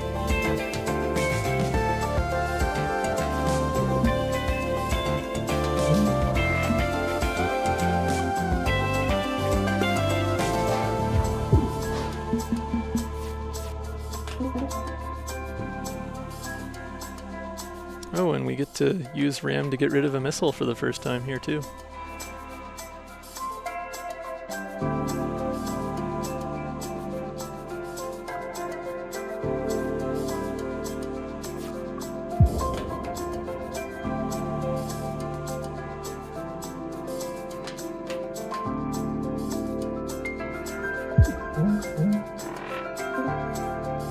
Right, we get our energy fragment and temp shield out of pigment there.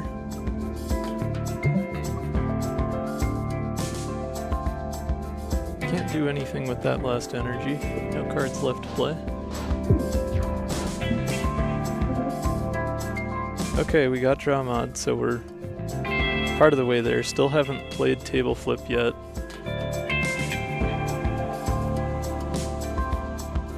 But I can at least get it so this turn things are lined up with draw mod and DTD.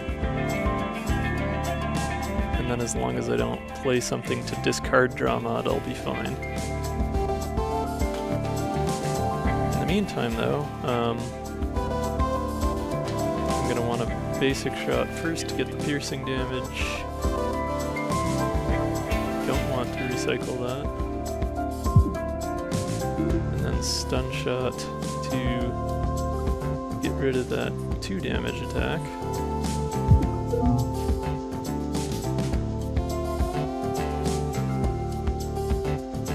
And then toggle cannons so that draw mode gets retained, draw mod gets retained, and of course we drew table flip, darn it.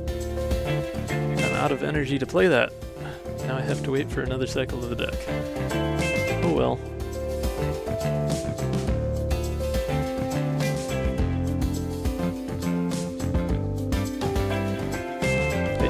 Play reduce reuse to speed things up because that would also discard draw mod.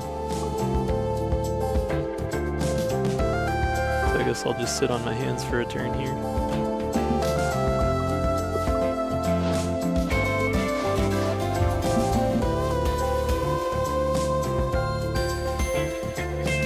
Got our black market parts and a convenient basic shot waiting to be converted.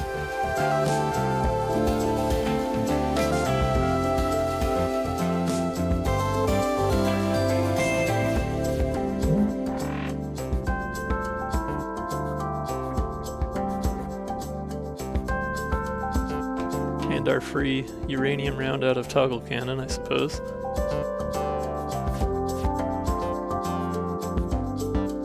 Although that doesn't actually toggle the cannon, unfortunately. I guess we won't stun, but that's fine, we have temp shield anyway. Huh. Since uranium round is stuck at the end here, well, this is still flippable, so I can actually flip it to... I can still flip it to actually play the card I want to. I guess we don't really need Feint, right? Everything can be uranium as a treat. But I can just infinitely play uranium round and get more uranium round.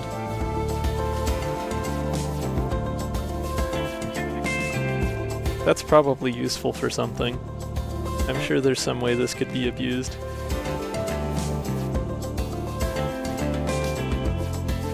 If nothing else, it's funny. That's true, I am exhausting them. Now I just have a exhaust pile full of uranium rounds. Number go up, number go up.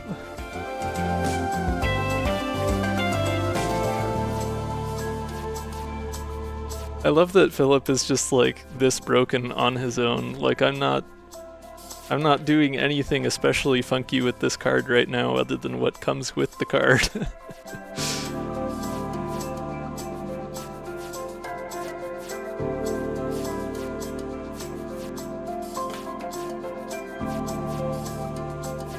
Now's where I get to take a drink with my left hand so that I don't have to stop clicking on uranium rounds.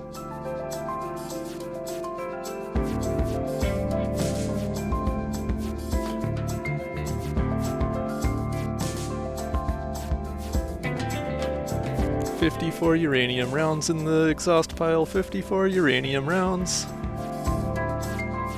Take one down, exhaust it again. 62 uranium rounds.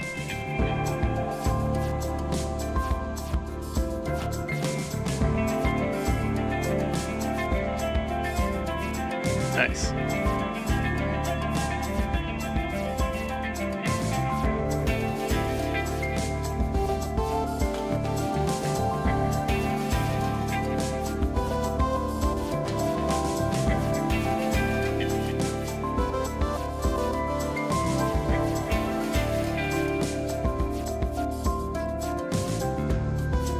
So how's the weather where you're at?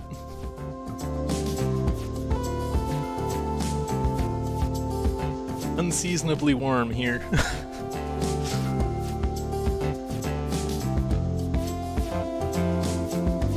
Yeah, that's valid. I am preferential to hot and dry weather. Hey, we're at 101, although I suppose 6 of those are not uranium rounds, so...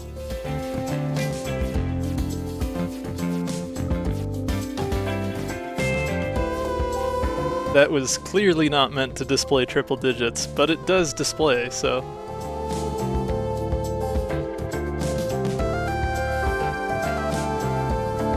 Jeez, Flip-Pop, you just keep moving the goalposts on me. That might be something to try in private play, just see how long it takes for the game to lag out or crash, just adding... Yeah, auto-clicker.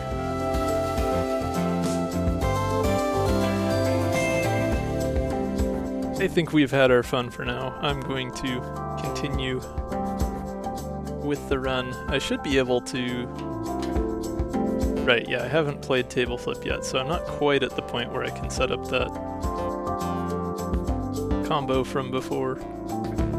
And I don't want to actually play basic block, because I'm pretty sure even with black market parts, it will still discard draw mod.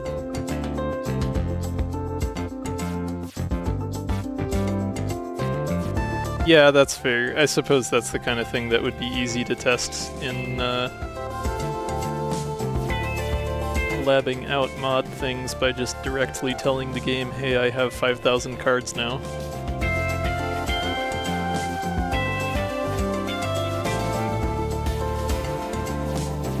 At this point, it's just a visual stim.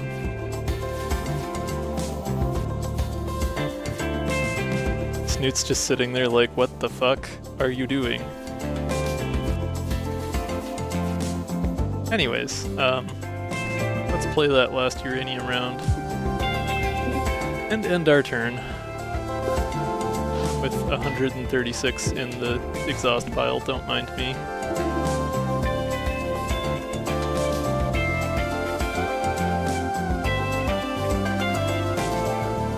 Got hotwire again, so I have to contend with movement silliness. Don't have any evade, so I do need to be a little more cognizant of what I do with that.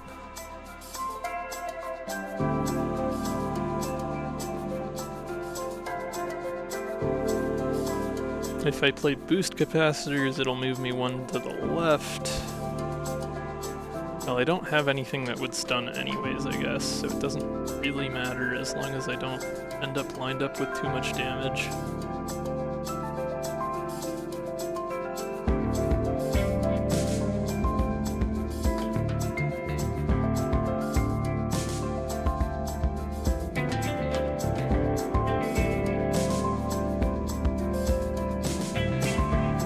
Oh, and I don't want to play boost capacitors anyway, because that would discard draw mod, right?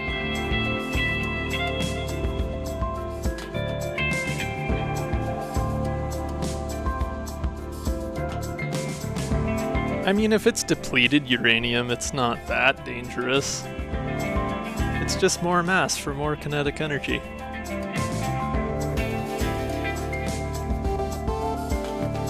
Don't mind me generating mass out of thin air with my 136 uranium rounds.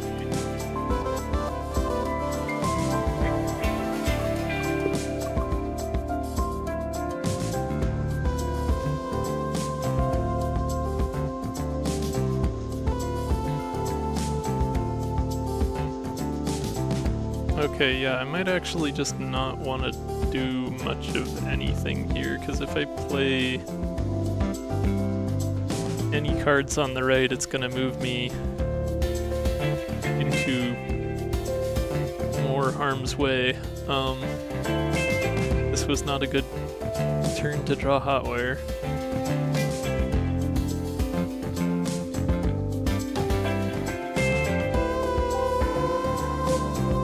Hotwire is like, I don't know, I like it because it does like fit the spirit of what it says it does really well. Like it's useful movement, but it's like janky useful movement that's kind of not really super predictable and sometimes counterproductive.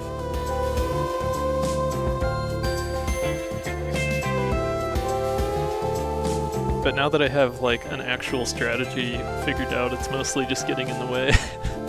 Because I don't have much else for movement, and I don't have my table flip played yet.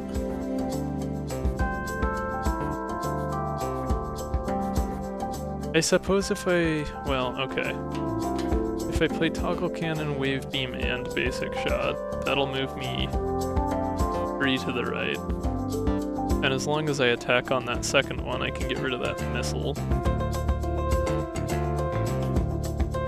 The problem is that would line up that cannon with my cockpit, so I'd be taking even more hull damage. And I don't have any dizzy pigments, so I wouldn't get any temp shield out of playing that basic shot.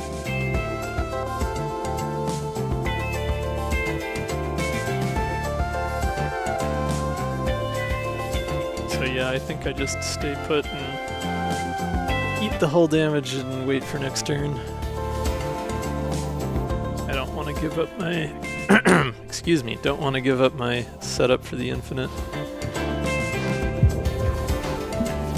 Even though I could almost certainly have completed the combat just fine without it, it's just funny to me at this point.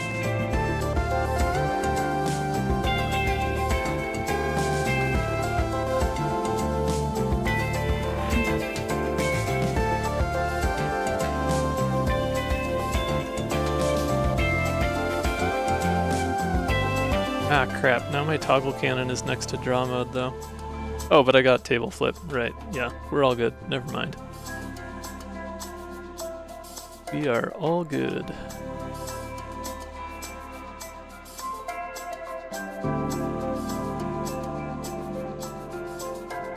And I do have a parry pigment, so if I move over and then play basic dodge...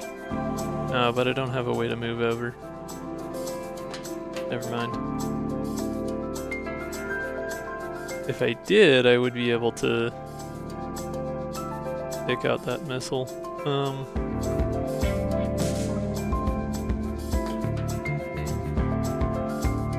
Probably still best off playing the basic dodge so I can at least get out of dodge. Hey, and we got stun shot. That works fine. Oh right, we got energy fragments, so we have more power anyhow. Let's get over, take out that missile.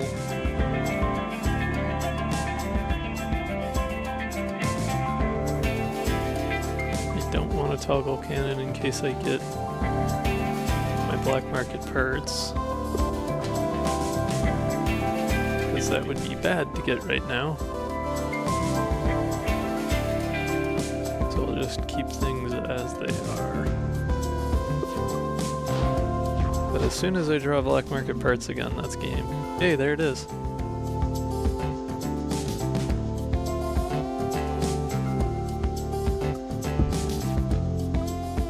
Now we can just infinite uranium round our way to victory.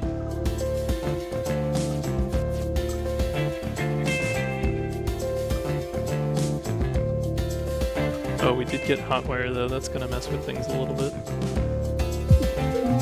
Not terribly much though, it's just gonna move us around while we screw with uranium.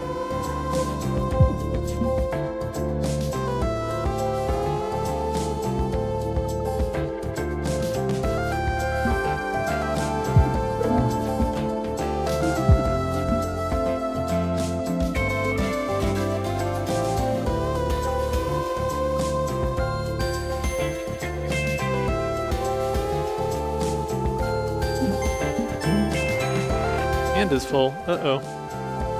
Right, because it drew before it gave us the uranium. I think we're still okay. I think.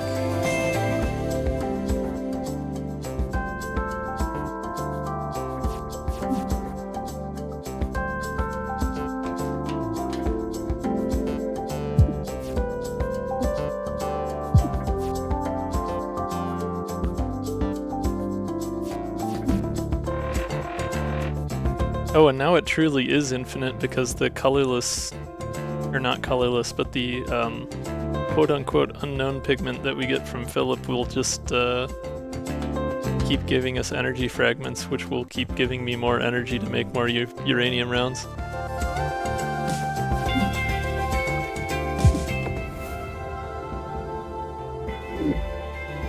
If only it weren't so hard to get that set up. I guess if I had rigs and could just pull any card I wanted out of the deck, it'd be a little easier, but... Infestation. Modify card to the right, flimsy. Play twice. Set energy cost to 0. Add action, also does this action. Nanobots, oh boy. Okay. On play, remove all other nanobots from hand. If in hand at the end of turn, add a new nanobots to hand. I see. We have Grey Goo the card.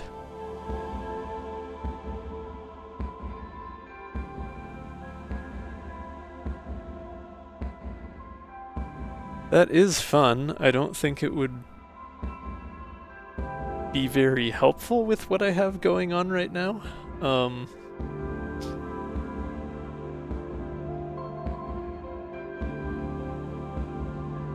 But it is fun.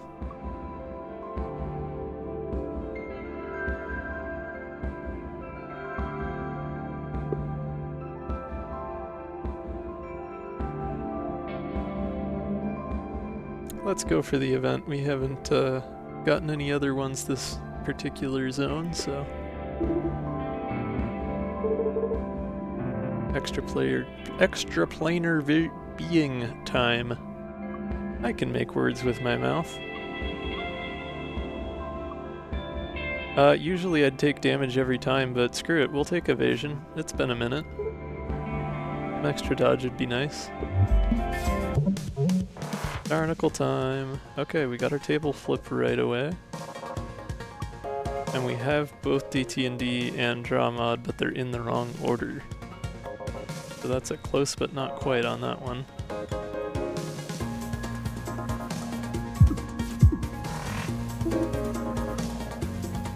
Oh, interesting. I guess pigment is retained from combat to combat.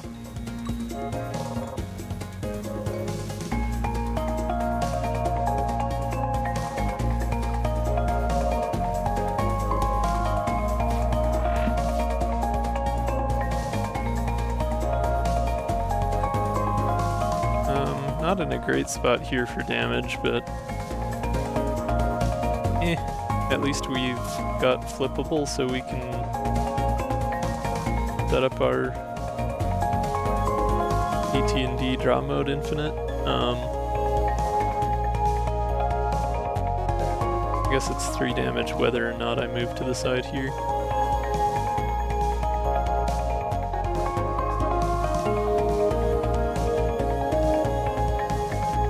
Oh, that's an interesting question, Flip Bob.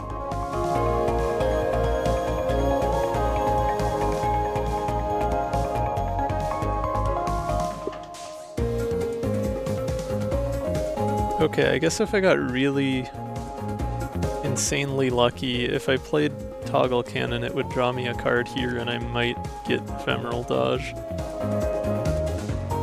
That seems extremely unlikely, but, you know, 1 in 12 chance. Let's go gambling! Aw, dang it. Anyway.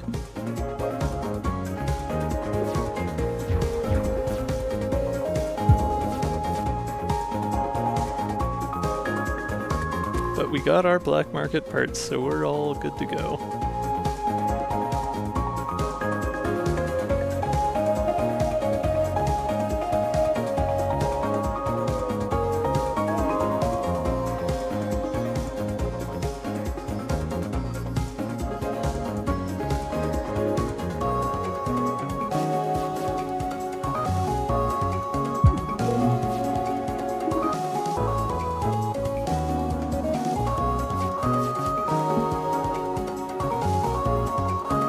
I probably do want to actually normally ram instead of turning that into uranium round, because that'll do more damage. But I can line myself up with momentum real quick first.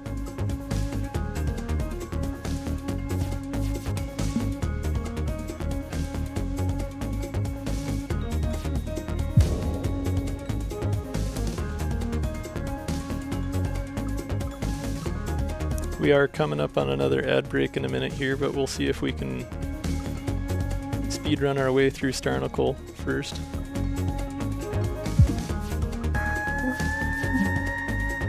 Not quite. Okay, that's fine. Did not have enough energy to pull that one off. Still solid damage. Won't see me complaining.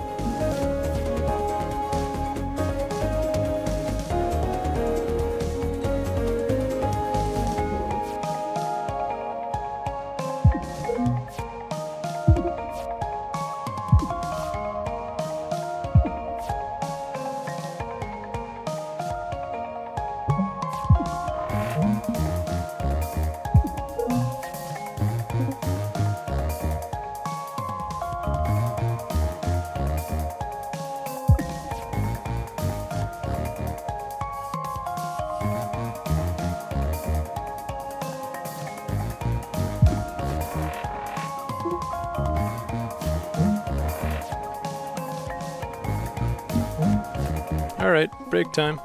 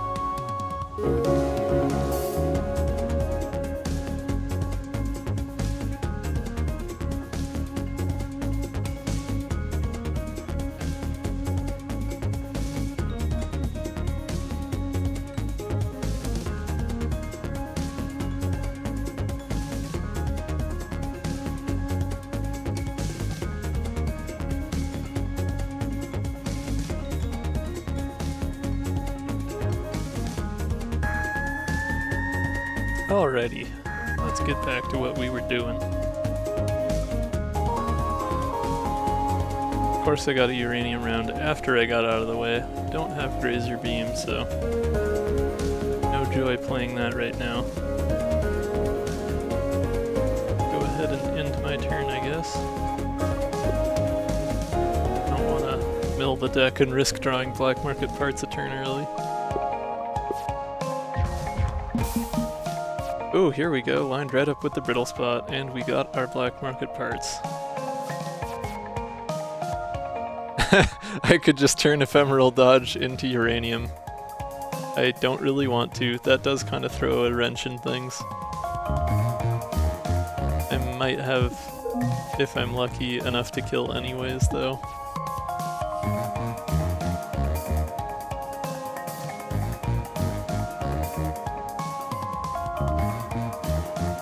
I suppose it'd be better to just play Wave Charge normally, since I'd get more damage out of it that way.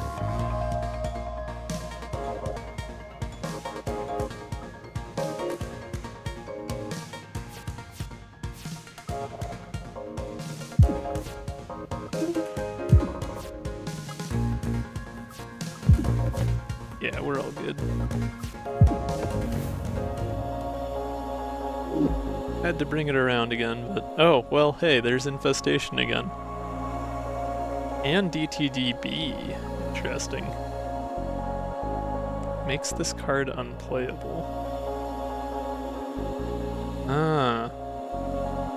Useful for some Phillip cards, definitely.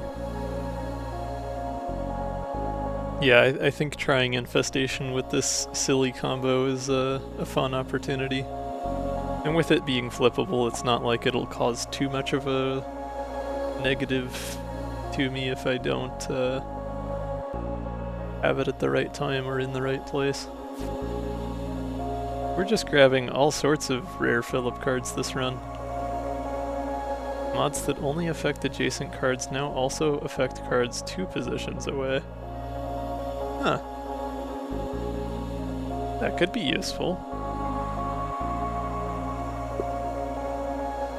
That would make DTD give retain to 2 cards. And it would let me pick between the 2 adjacent cards for black market as opposed to having to pick the closest one, which would be good for minimizing energy spend.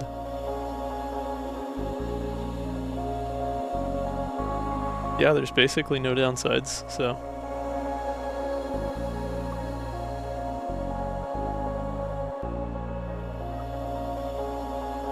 Since Infestation is still flippable, that would only... I guess the only downside would be draw mod before we've played table flip, because then the 2 cards to the right of it would cause it to discard rather than just the 1. But other than that, everything is an upside or something that can be worked around.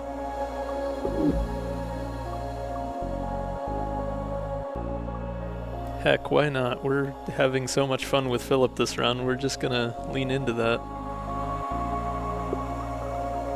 And you know what? I haven't even upgraded this. Let's see what we can get. Uranium round A does 2 damage instead of 1. Pretty solid. Alternately, we have uranium round B. Adds corrode? Oh, but it costs 1 energy. Okay, yeah, that does kind of defeat the purpose of our semi-infinite silliness.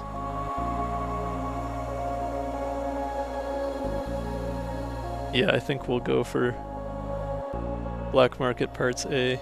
Just get some extra damage out of that.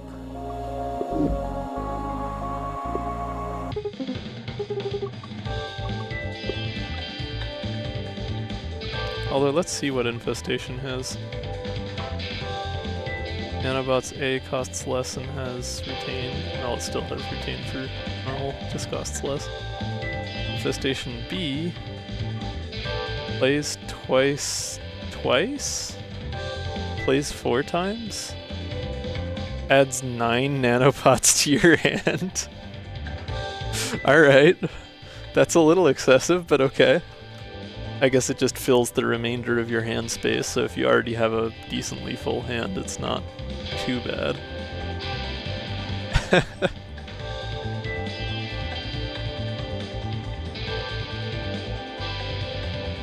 But if you doubled the right card, I mean, like, 4 times card effects on something like From Hell's Heart B, like, you'd be ending the fight that way regardless. So it could just be like one of those, like, oh, I'll just keep it in my deck and, you know, maybe I'll get to build Exodia someday.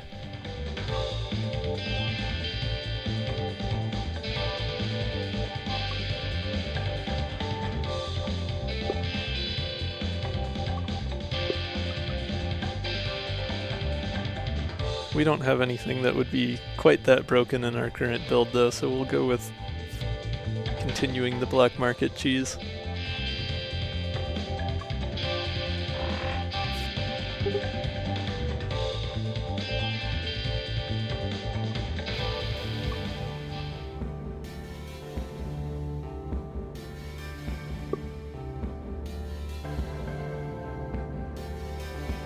Blast Shield, there's another artifact we have yet to see. Gain 1 temp shield that breaks if you take hull damage. Oh, interesting. I mean, we mostly have been avoiding hull damage, and it would make it easier too. Plus it's the only choice here anyway, so we'll take it. I'm curious if it, like, has a second state where it just shows as broken, or if it just goes away completely. Avast ye! Anyways.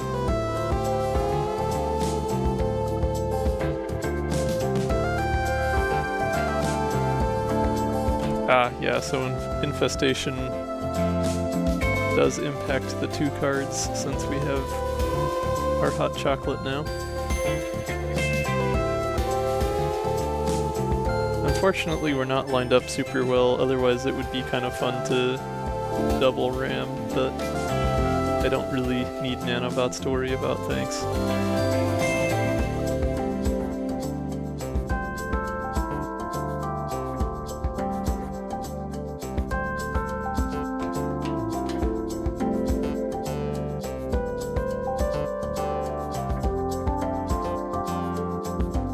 Well, granted, actually, I have the energy. Like, if I just did nothing else and played Ram and then played the nanobot to get rid of it, and I'd still have 1 energy besides, actually, since it makes it 0 cost. I guess I don't have a ton to lose there. Although I would only get 2 damage out of it since the 1 part is armored. It wouldn't really be especially great value, but it's too bad I don't have a way to get the ship a little further over.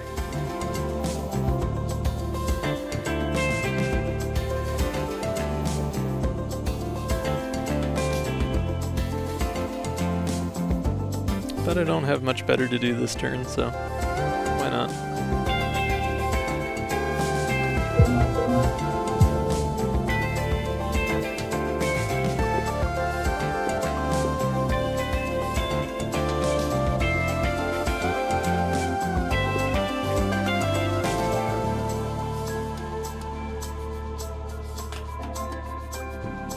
We'll play nanobots, which also still has the frog proof. So yeah, I guess it is just like the frog proof colorless cards all still show frog proof.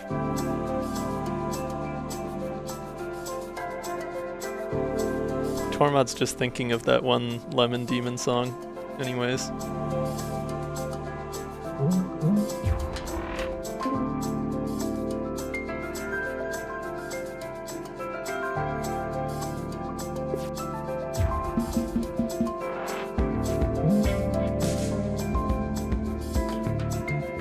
Okay, we got our black market parts. Unfortunately, we got it with duct tape and dreams, which I do not want to turn into uranium. But because we have hot chocolate, we can still turn basic shot into uranium, and then we'll have our DTD and draw mod combo. So that's not quite, you know, the perfect setup yet, but it's not bad. And we get a tasty 2 damage now. I don't want to play... Ooh, yeah, because I don't have the flippable draw mod yet. So if I were to actually play this uranium round, it would get rid of draw mod, which would disrupt my setup. But I can play this one. Oh, and there's table flip. Darn it. I don't have energy because it's binary star, so I only got the 2 this turn.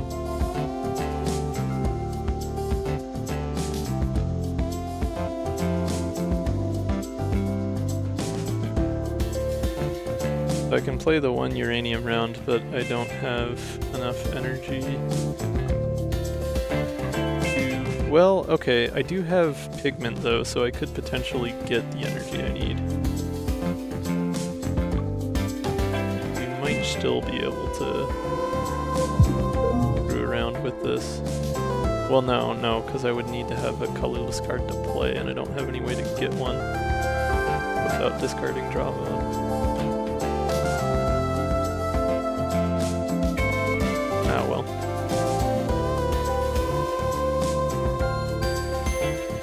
I don't want to turn these into uranium round because they're kind of crucial to my strategy, so I guess all I can really do is hang on to things for now.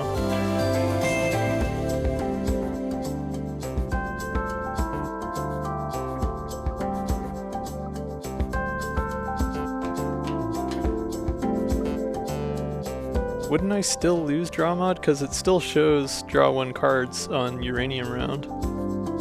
That is weird though, because with Hotwire it didn't still impact the card next to it. Yeah, it looks like draw mod is still having its normal effect, even though Black Market Parts is applying to it. So that's, I guess, a bug. Yeah, it has no symbols on it, but you can see the cards to the left of it still have a draw 1, and the card to the right of it has a draw 1, the same way as when Black Market Parts is flipped the opposite direction. So you would expect it to work the same way as it does when Black Market Parts is next to Hotwire, where the adjacent cards in the deck stop having the action added to them.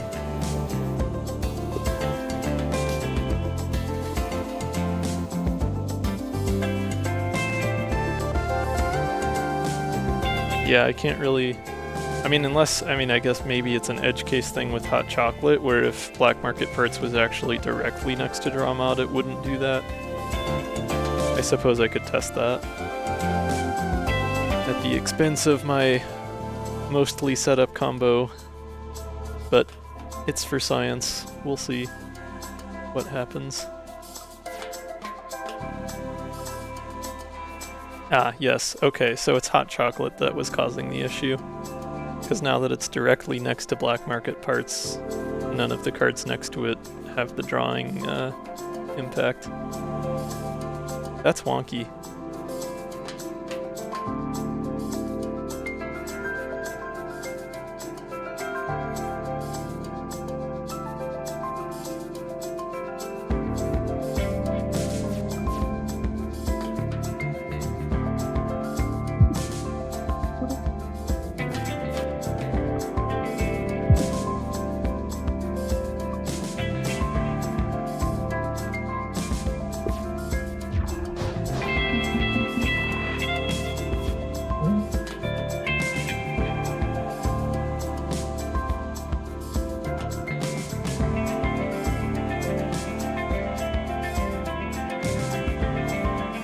Well, since we have 4 energy here,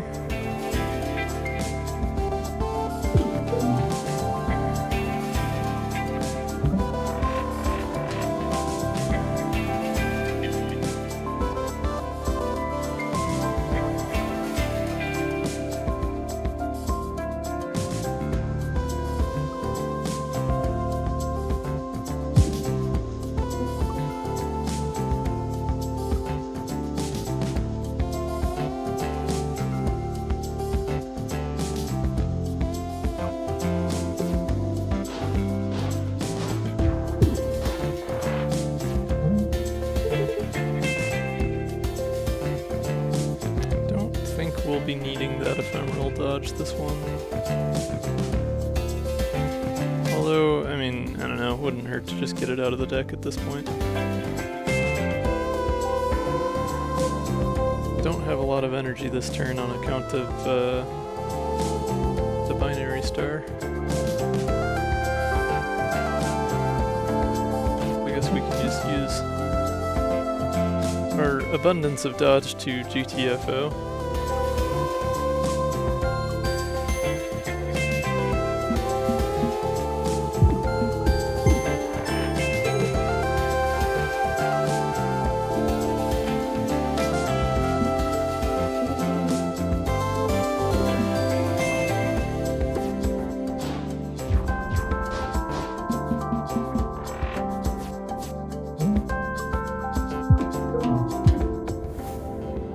Uranium.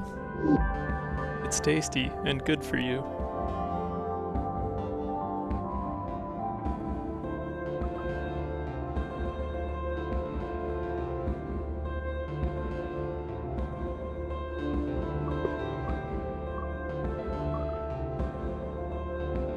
So the make playable and the make exhaust for black market parts are working on the second card over, but the remove actions doesn't seem to be working properly on the second card over.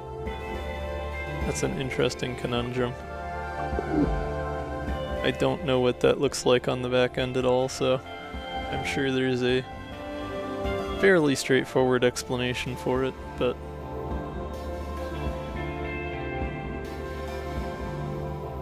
Escalate could be fun actually if I were to manage to play that on the same turn as getting all those uranium shots. Why not?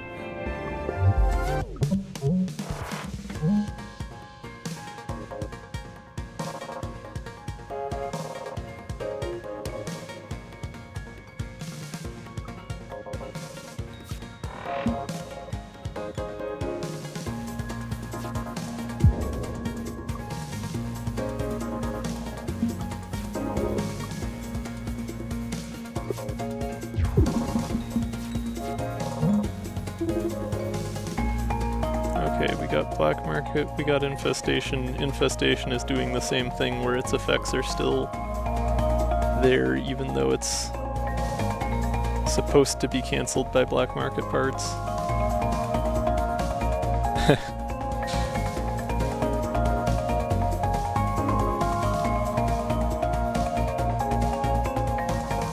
Which it means that we could play a stun shot and have it impacted by both of them.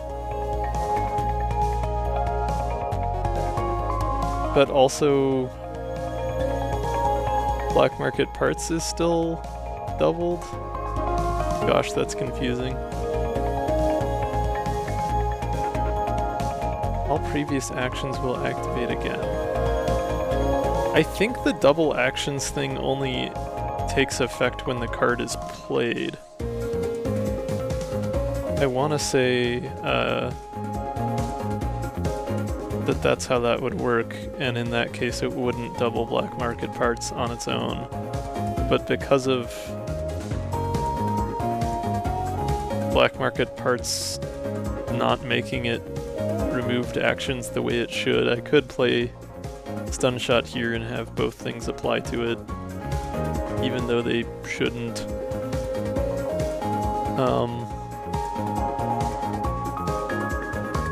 Which isn't really what we wanted to test, but it is still something, I guess. So playing this, I would expect we would get Uranium Round twice, and then we would also get Nanobots.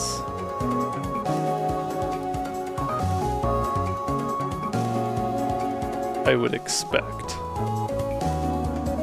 Let's see what happens.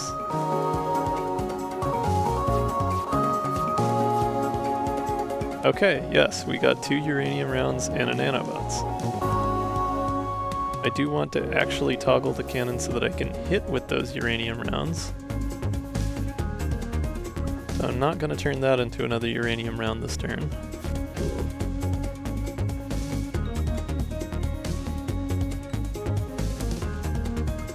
Ooh, but I can turn nanobots into uranium rounds. And it'll still get rid of the nanobots, so that's a win. It does still cost 3, but no more nanobots.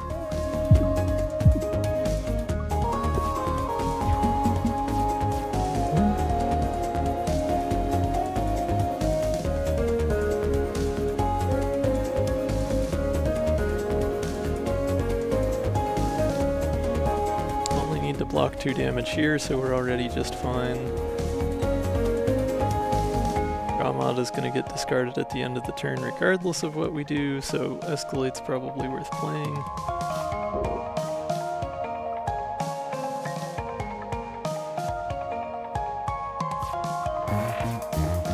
Got a chip shot, got DT and D.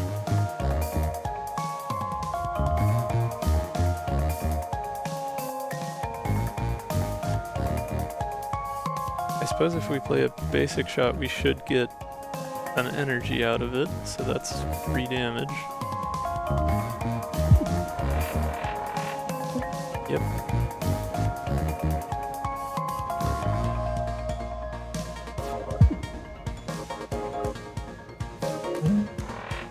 Not that it matters, because we have more energy than we need anyways.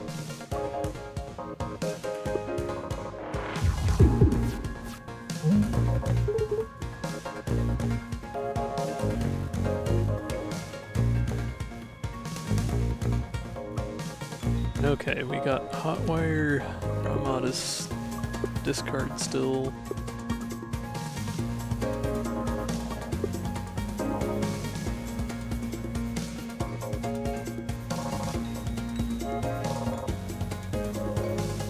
No attacks, so I may as well just basic dodge.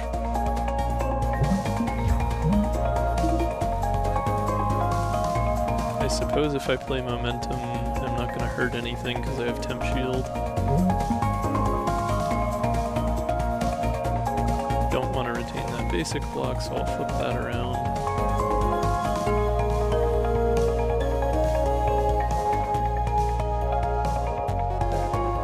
Yeah, the VODs stay up on Twitch for a week, I think, and I try and get them on my YouTube within 2 or 3 days. I am also US time zone, I'm just on a unconventional sleep schedule, so.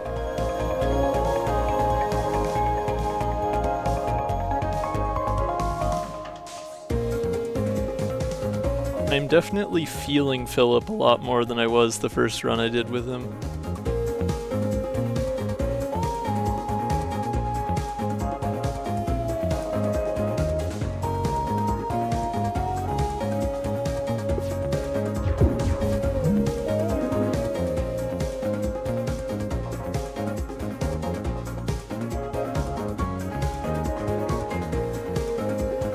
The Philip.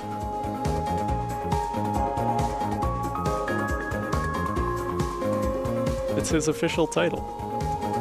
He is the Philip. The one, the only, the Philip.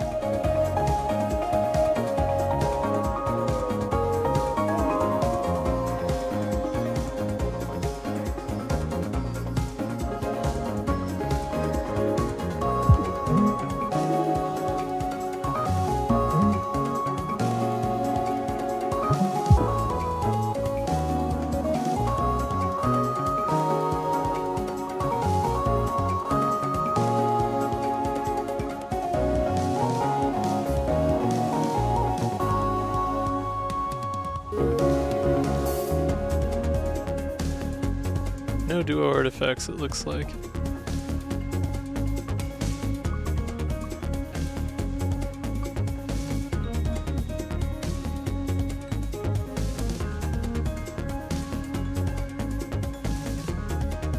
I haven't gotten enough things for Dizzy to be eligible, so we probably won't see one. Unless I get enough stuff in Zone 3, I suppose.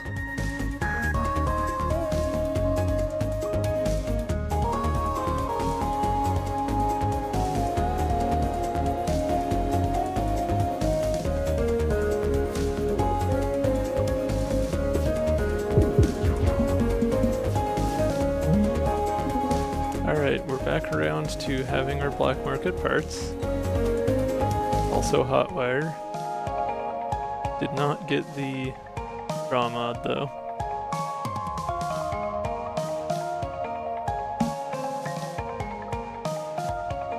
So no extra tasty additional uranium rounds for me.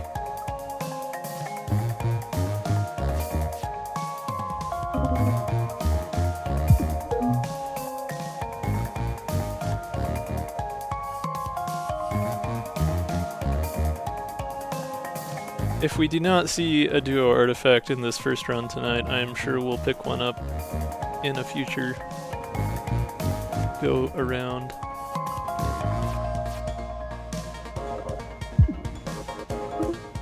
It is something I intend to continue exploring.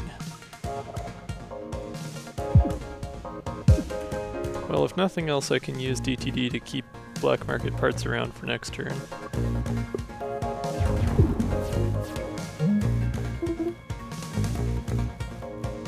Which, by the looks of things, should be the last turn. And we got draw mod, so that's all fun and good too.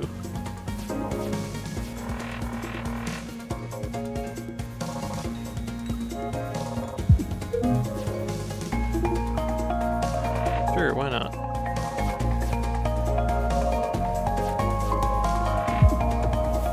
Yep. Forgot about the pallet. Ooh, there's Perry. Alright. Well, I mean, twist my arm, I guess?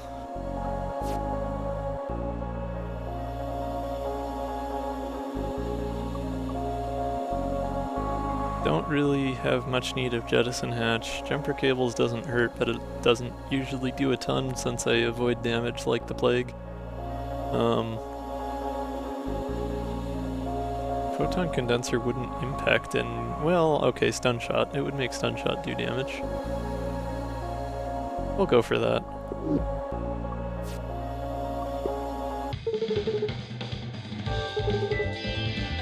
Nothing I can sell you legally.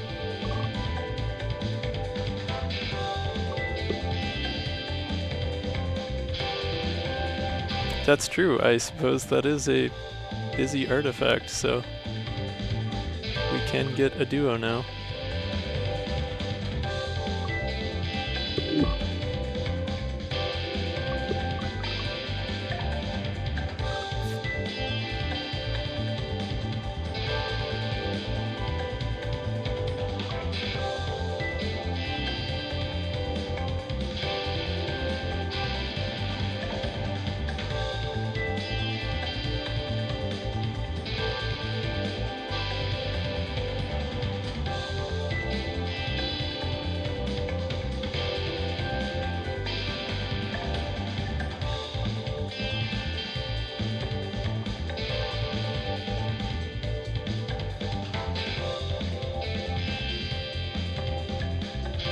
That's true. If I got Infestation and Parry, Infestation B specifically and Parry on the same turn, I'd have to be pretty lucky to draw those both at once with the Ares though.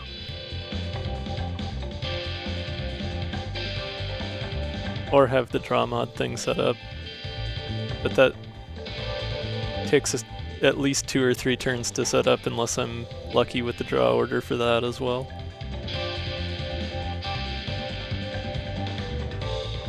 There's a lot of really silly stuff I can do with this deck, but it relies pretty heavily on getting lucky with my draws or having enough turns to brute force it.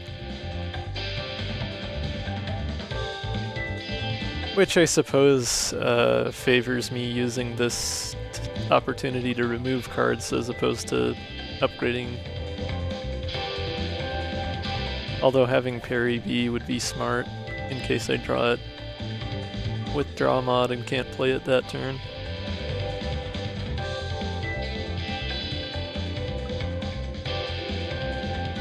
But I'll have probably at least one shop in Zone 3 before I get to fighting Cleo.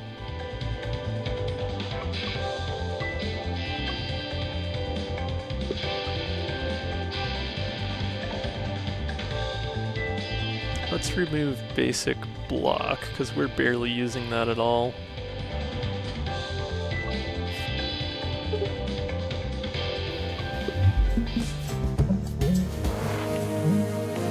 Okay, mecha rigs. I do generally like mecha rigs because it is extremely predictable. And much easier to navigate avoiding damage around.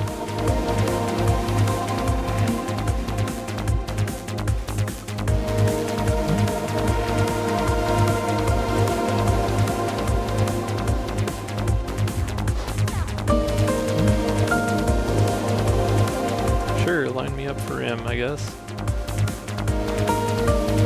Although I do also have black market parts funsies going on. Ram gives me more damage as is, though. I suppose it's not piercing, but...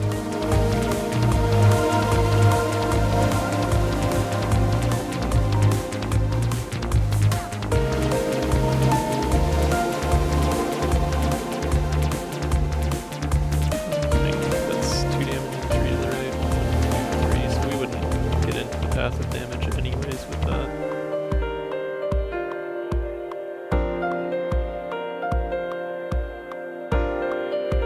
And we have 2 block right now, so I could squeeze by with just turning all of this into uranium.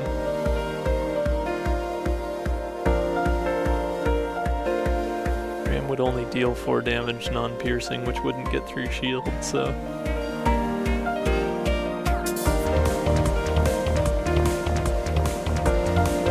YOLO.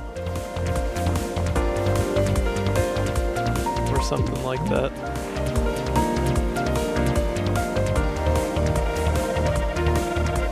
Now we even have enough temp shield to keep our normal shield.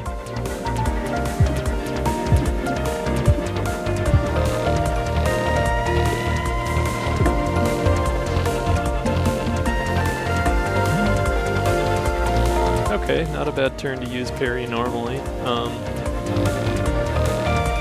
Although that wouldn't leave us with any energy to do much about this. That pushes me 3 spaces, 1, 2, 3, so that would also hit the armored part, so actually we'd be fine. Huh. Yeah, okay. Shield be gone. Oh, and we even get a chip shot out of it. Oh wait, shield not be gone because I have piercer, right. Yeah, that's nice. Well, I'll just save that chip shot for next turn then. The piercer recharges. Oh, no, actually if I play the chip shot, then I can use DTD to hold on to draw mod. And that's already flippable because I already played table flip, so that'll give me most of the setup. Not that it likely matters at this point, because I'm already pretty well along, but might as well.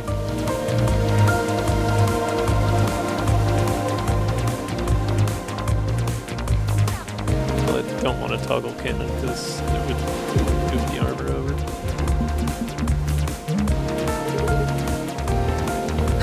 Alright. Handful of Phillip. Not like that. Damn it, Tormod.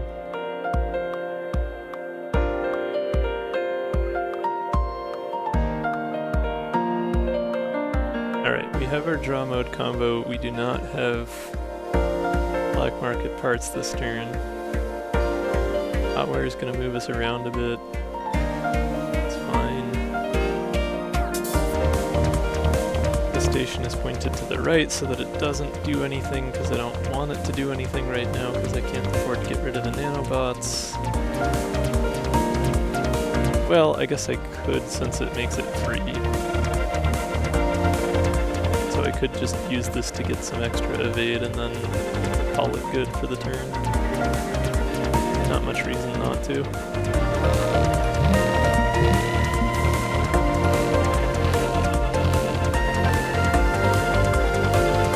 Got an extra energy out of the fragments there, so I can actually do something besides just playing the nanobots.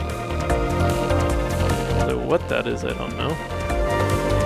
Redraw infestation, apparently. I didn't have reduce reuse pointed at it. I think it just shuffled that way. That's surprising.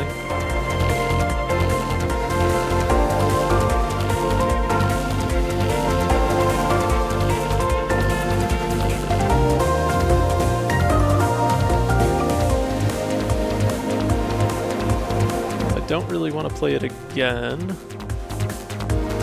That sure is a freaking escalate.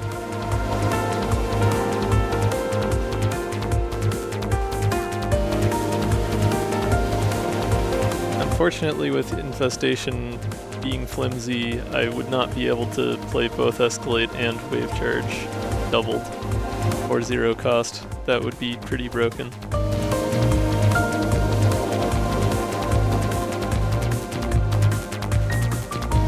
I suppose I still have a toggle cannon, and it won't hurt me to do this turn. So that'll let me get draw a card and whatnot. It'll move me to the left, but that's fine. That doesn't bug me. Okay, we just get faint. That's not super helpful here.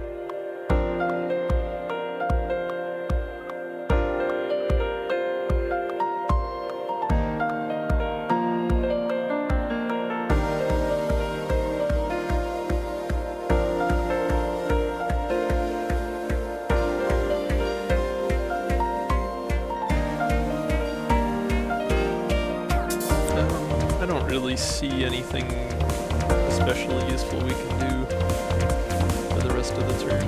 There's not much benefit to moving further to the right, so where I'm at now, I'm lined up with the fist, so I can deal with it next turn. Make sure I have things retained properly, so we're all good there.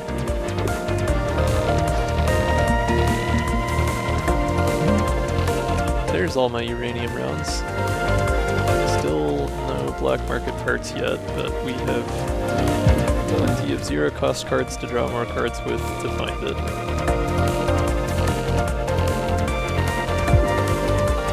There it is.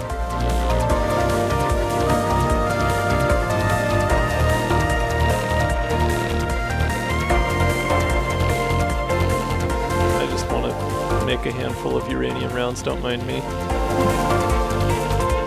Oh, whoops, how did I get nanobots? Oh, right, it just removes it from the hand. It doesn't discard it or exhaust it when you play it. Unless you turn it into uranium rounds, of course. That's fine though, we're done this turn, regardless. Oh, it keeps putting the uranium rounds in the discard instead of the cards that they're drawing. That's interesting.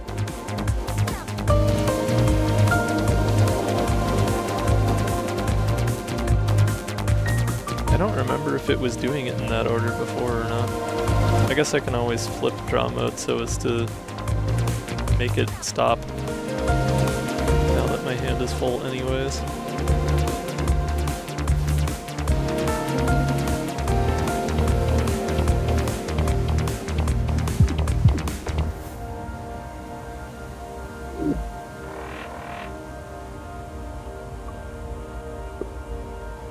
Still didn't quite get the setup we wanted to test out infestation pointed at black market parts, but not at the card that black market parts is pointed at, if that makes sense. So I'll still be looking to do that in Zone 3 just to see what happens.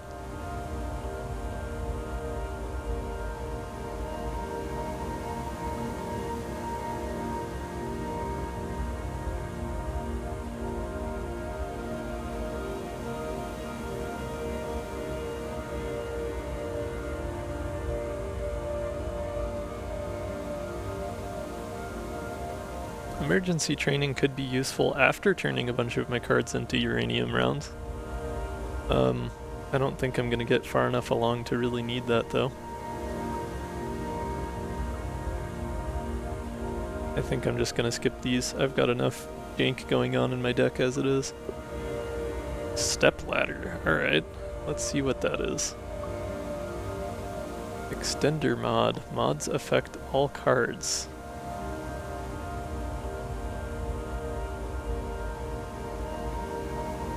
But it's got a flippable thing? Oh, so you can make it... You can turn it on and off, basically. And nothing is the alternate.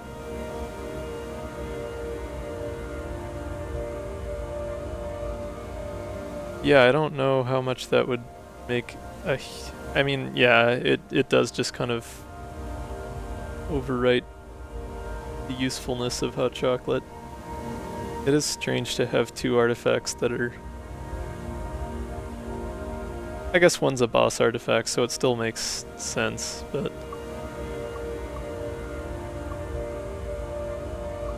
I think I'm more inclined to go with Glass Cannon.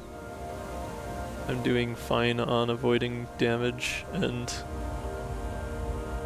Oh, duct tape everything though, that is a good point.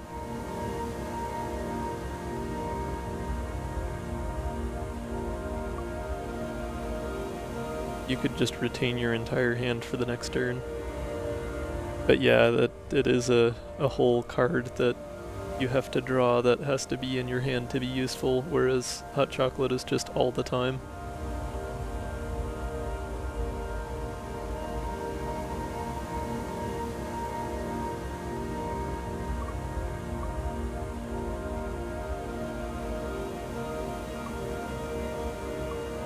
I don't know, stepladder does seem pretty good, but I don't know that it would help a ton with what I've got going on.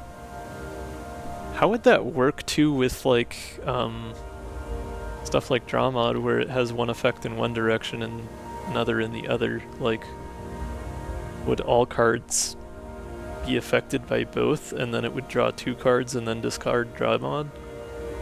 Or does it only apply to non-flimsy modifications?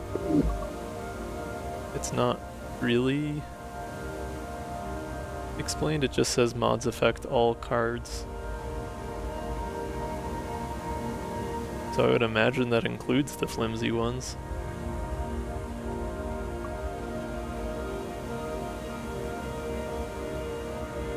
Something to test out at some point, but I don't know if I really want to overcomplicate the end of this run.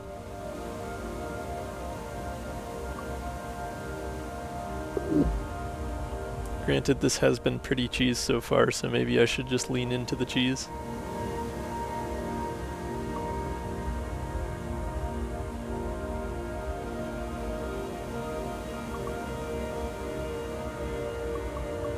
Let's go Glass Cannon. That's gonna work better with my uranium rounds. It'll let me afford to play more cards to turn them into uranium.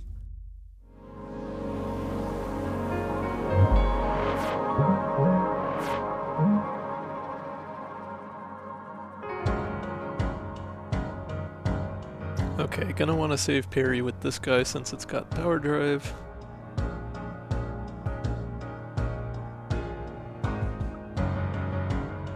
Can't flip ETD yet because we haven't played table flip. So unfortunately we won't be able to just hold it in the hand.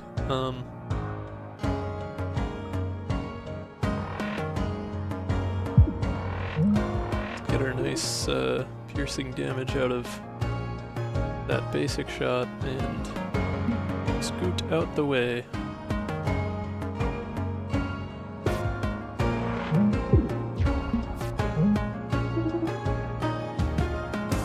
Alright, we've got an early black market parts here. Wave charge has been more or less obsoleted since uranium round A is basically the same thing with stun.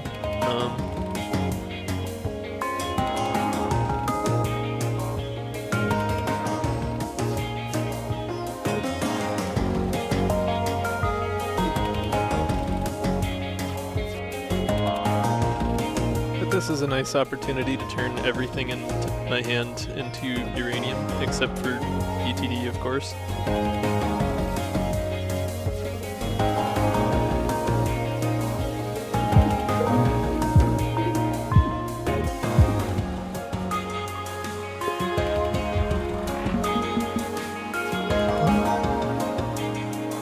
that table flip and our draw mode, so we should have our combo together now.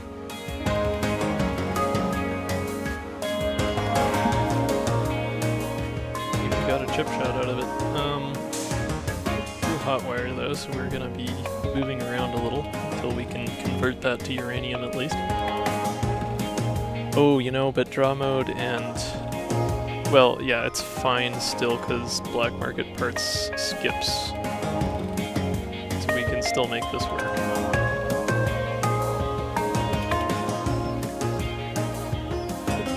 So I'm gonna want to toggle cannon so that my attacks actually hit. Although that is gonna move me back into the line of fire.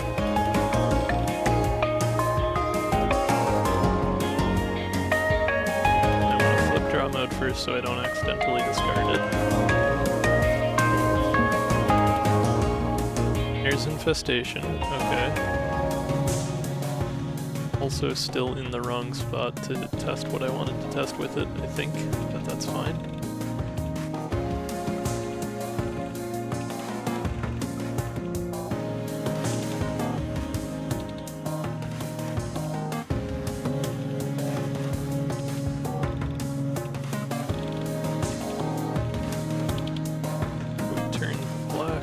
Basic shot into uranium. Oh, we got refresh interval. That's a good way to grab some energy quick. Don't want infestation on that though. Or some energy for next turn rather. Right, I forgot that's a next turn thing. That's... we'll leave that alone.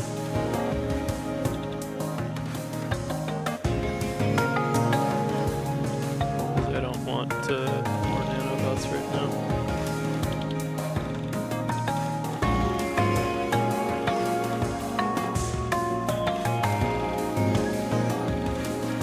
Use reuse. And we can just keep on turning stuff into uranium. No, actually... yeah, okay. As long as I change hot wire next, it shouldn't move me any further. Safe from being moved to the left. Which is a bad thing in terms of avoiding damage, but a good thing in terms of lots of uranium. As long as I have lethal, which I should. Maybe. I think, yeah.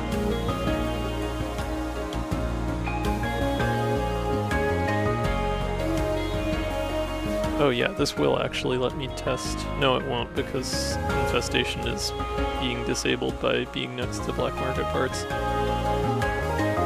Never mind. I might actually be one short of lethal. Well, no, because I can use DTD. We're fine, we're fine.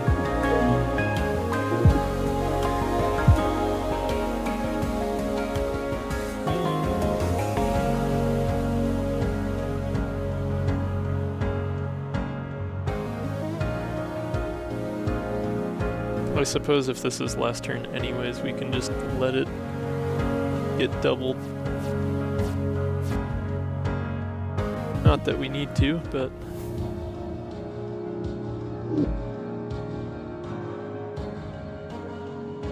that is a pretty tasty combo.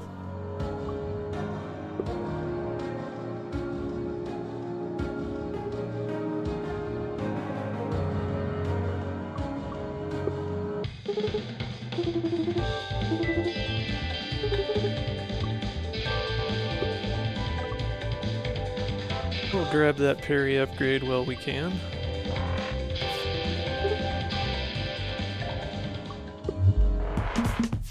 Ah, Dillion. Dillion reacts really well to piercing damage. And I only need 4 attack. Yeah, that's a turn 1 kill. Alright. Fine by me. Because I got black market parts right away.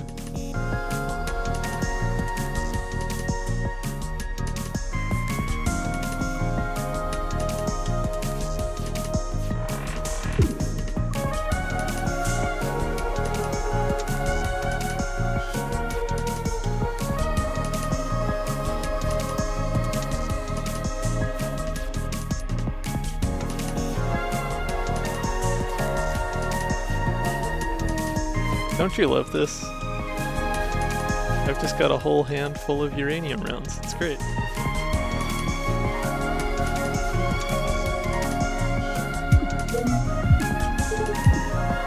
Say hello to my uranium friend.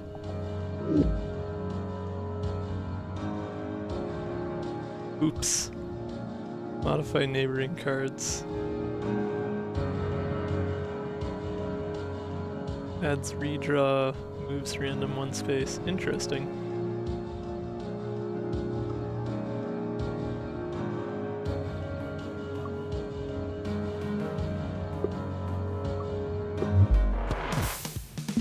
Oh, Colossus, that'll be a good test of our setup here. Surviving turn 1 is going to be interesting. I guess refresh interval will give me some good temp shield. As long as I play that and boost caps, I should be fine.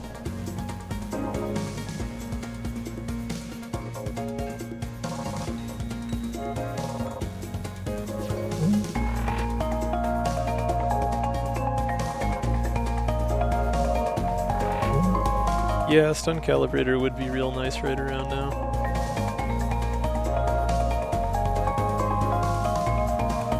It would not. No, it wouldn't apply to Ram because Ram isn't a cannon attack.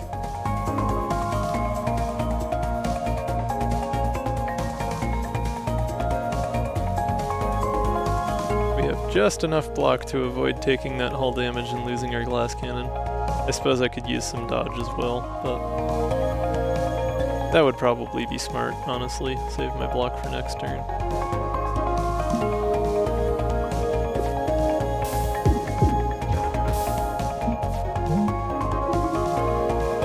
Okay, got fortunate movement there out of the Colossus. I want to stun shot first so I don't stun the corrode. Unfortunately, have a lot more energy this turn than I know what to do with.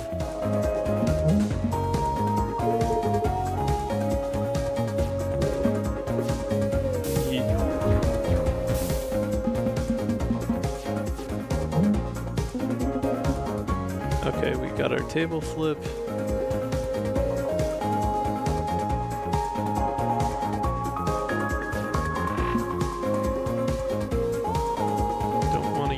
Infestation here.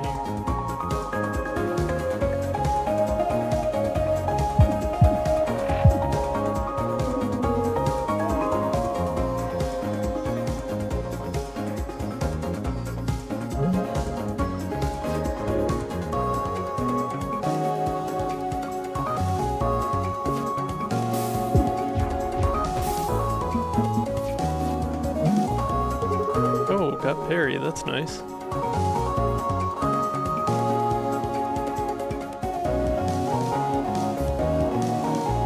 Should be able to play basic dodge and toggle cannon to hit the weak spot with it and save myself some damage in the process. Although I would still take hull damage if I did that. Is there any way for me to avoid hull damage this turn? I might be out of luck on that. That's true, draw mod would let me get some potentially useful cards.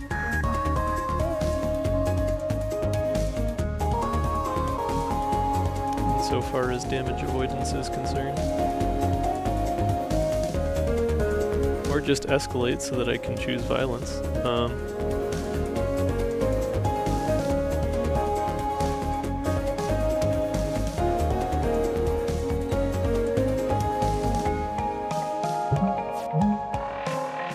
Or Black Market Parts A. Alright.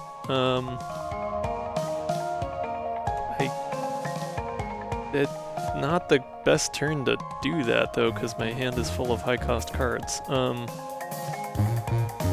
Oh, but you know what? It does give me attacks with stun. So it is probably still worth playing.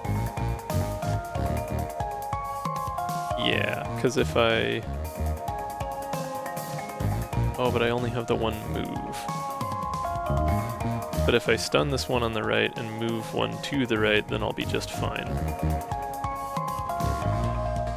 So I'll just play... I'll turn Escalate into a uranium round to accomplish that. Which unfortunately means no overdrive, but it's okay. Survival is important after all. Oh, and we even get a chip shot, so extra uranium rounds for me.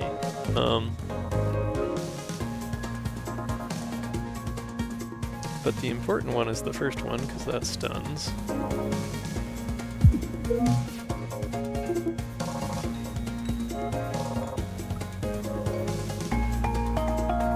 we can turn chip shot into another one. Don't want to play duct tape dreams into one.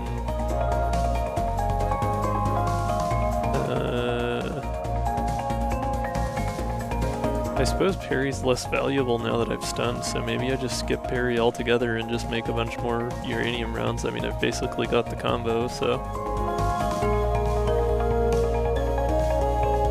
Oh, whoops, I wasn't paying attention. We are into an ad. We'll take a quick break.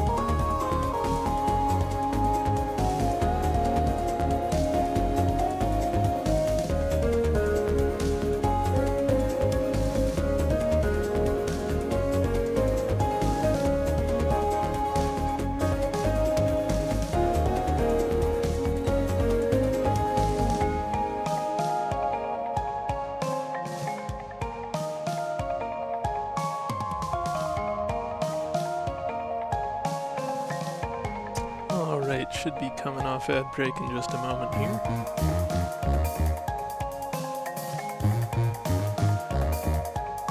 There we go. Thank you for bearing with me with the ads.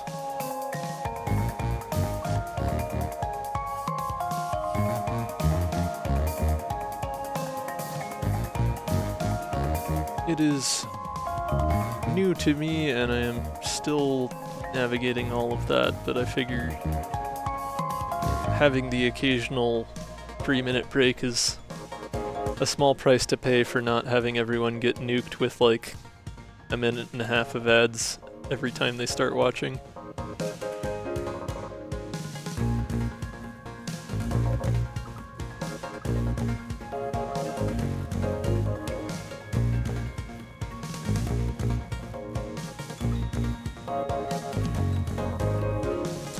that's what I was doing. Uranium rounds. We had given up on Perry, we were making more uranium happen.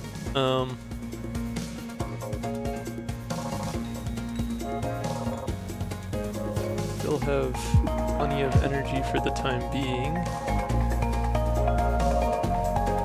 I still have space in my hand for one more card.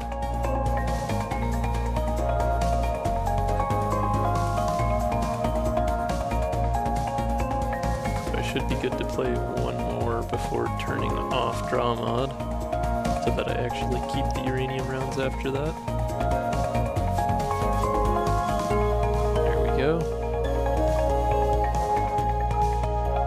Or well, no, I want draw mod turned on while I play the uranium rounds themselves. I just want to turn it off if I make more with black market parts. That's how that works.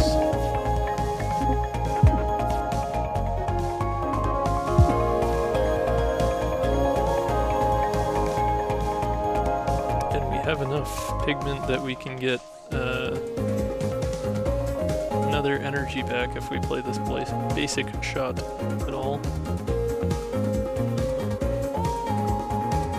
I want to turn off draw mod and then play this uranium round so that it just goes back to the end of my hand. But I can't play the boost capacitors and I don't want to play the duct tape and dreams. That might actually stop me from continuing this.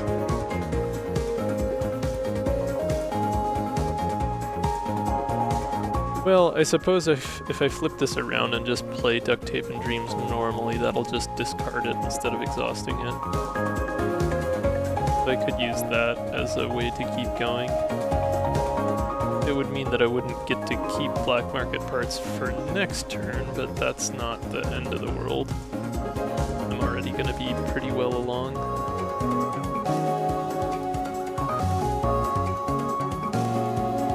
That'll let me squeeze one more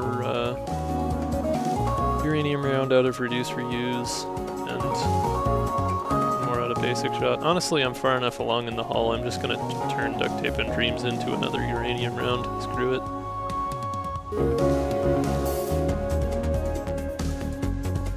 All uranium, all the time.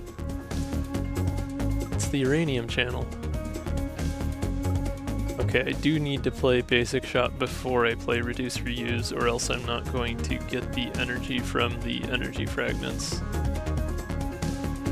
I need to have energy to play it in the first place. Unfortunately, that means I won't be able to turn this basic shot into a uranium round. But if I move over one, I can still do some damage with it, so I'll do that quick.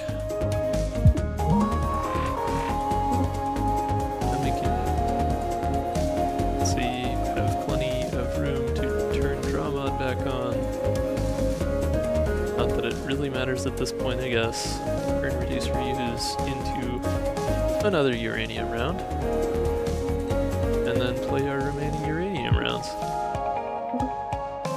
Oh no, we drew hot wire. I don't like that. That's not great. I don't want to move 2 to the left. I want to play my remaining uranium. There's a tongue twister for you. I would like to play my remaining uranium without moving into the line of fire. Remaining uranium, remaining uranium, remaining uranium. There we go. This has been Tongue Twisters with Vlad.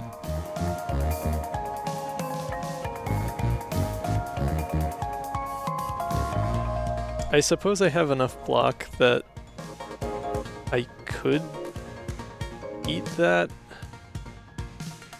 Yeah, I guess moving to the left wouldn't be the worst thing, because like, that would be exactly 7 damage. I have exactly 7 block. I'd still be fine.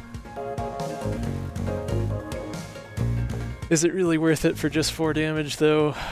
Probably not. Probably better to keep that 4 block around for next turn. Oh well. So I think that is the end of this particular turn.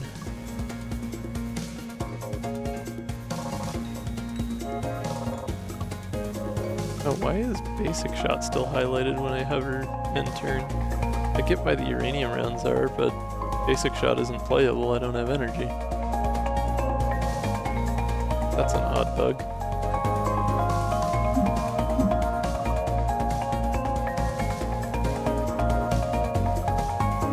Oh, I guess it's just because uranium round is long enough that the edge of the card goes to the next card, so it's not actually basic shot that's lit up. Yeah, because there's no highlight on the left side of the card. Never mind. Uranium remanium.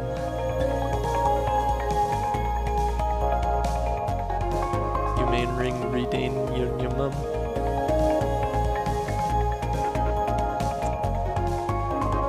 The captioning engine really tried there. A for effort. Ah, here's a parry again. Ooh, we've got parry and infestation. As long as I get the basic dodge out of the way, that should be enough damage to end things.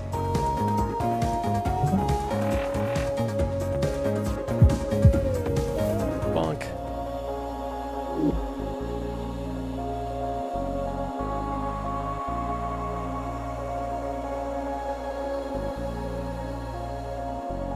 I think we can skip these. Although multi-shot is nice, I want to keep the deck small enough that I can consistently get the cards I need to do silly things with uranium and or parry.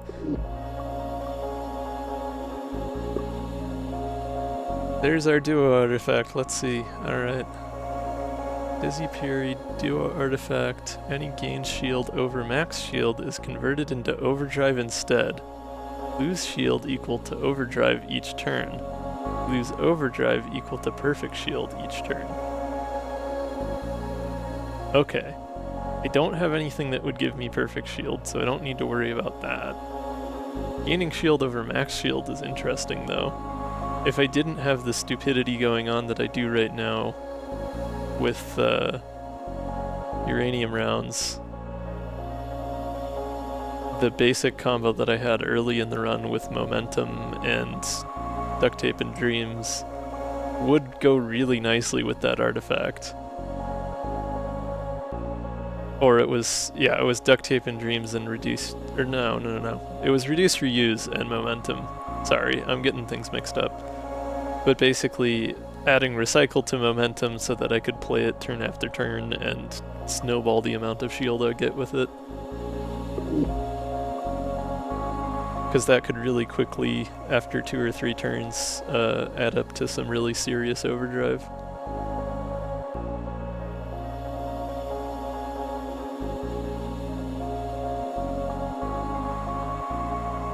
Sharp edges wouldn't be the worst, but it's probably not the best. Glass engine. Breaks if you take hull damage, gives you 1 evade per turn. That would be really nice. I've managed to keep my glass shield this long. Glass engine would only make that easier. I could have the full glass trilogy. Shield memory is also always a banger.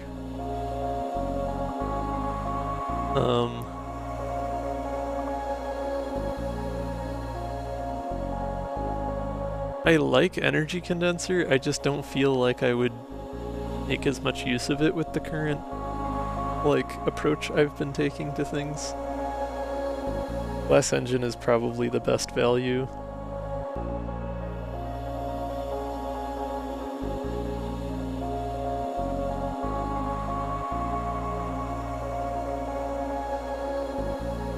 Yeah, I gotta, if nothing else, for the completion thing. I have all the glass. I have collected a fine set of glassware. 2/3 of which will break if I get poked at all, but...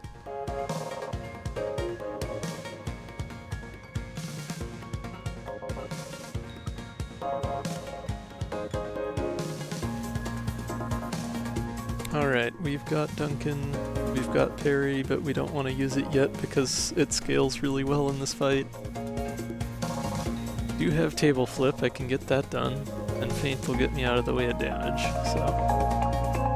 Straightforward turn 1.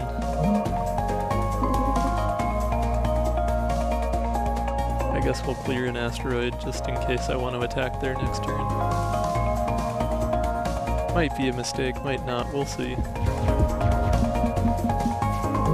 Okay, that's not bad. Got Escalate, Wave Charge, Infestation. If I play Escalate and I double Wave Charge with Infestation, I'll still have 3 energy to get rid of the nanobot.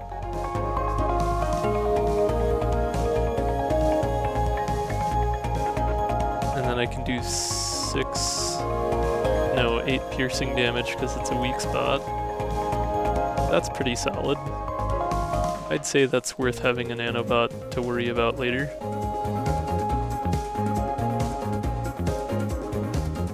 So I want to play Escalate normally and then double Wave Charge.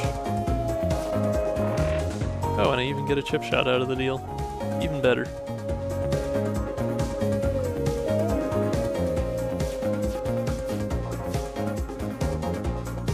So I can dismiss the nanobots with the remaining energy, and then play the chip shot first so it gets piercing.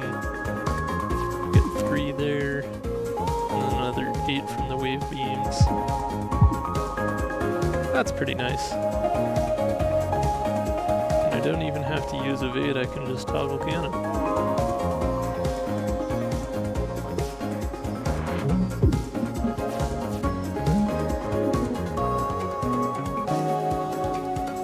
I have parry and I have piercing, so that'll do it. We didn't even have to uranium at all.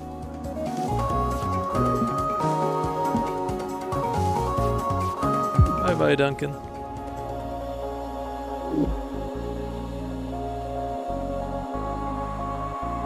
Power play would be really fun except for the fact that it would destroy 2 of my artifacts. Oh well. I wonder if the artifacts breaking for hull damage includes hull damage in events. Because I know for dailies, the score doesn't get impacted by hull damage taken in events, but this doesn't seem to specify.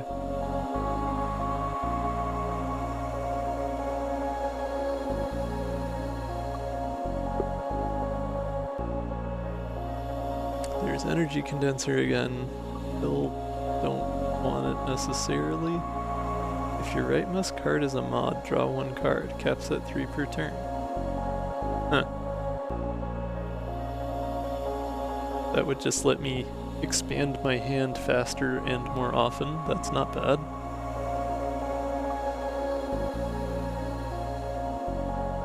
Another chance at regenerator, that would also be solid. An armored bay is never bad.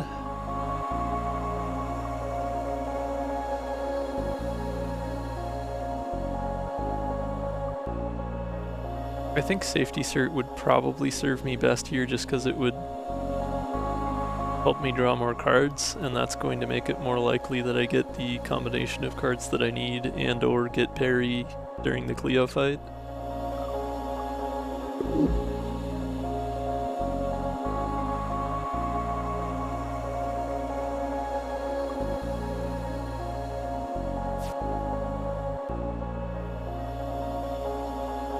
Let's see, I can get an event or I can get an extra repair station before fighting Cleo. That's true, it is a Bjorn chance.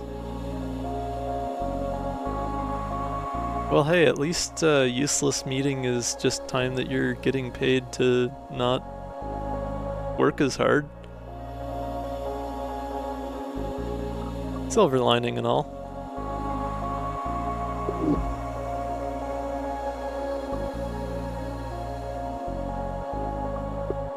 If we did get Bjorn, what would we duplicate here?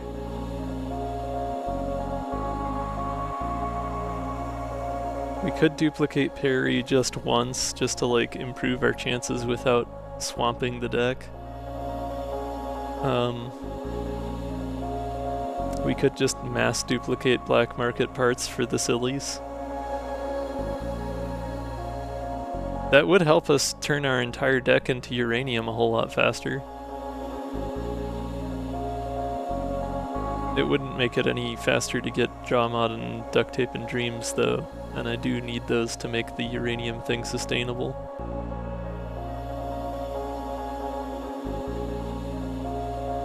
Duplicate infestation, yeah.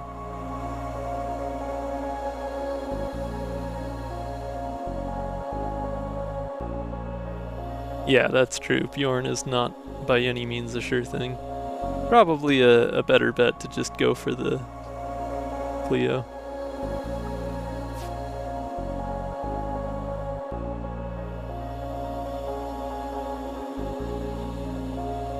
Download more RAM indeed.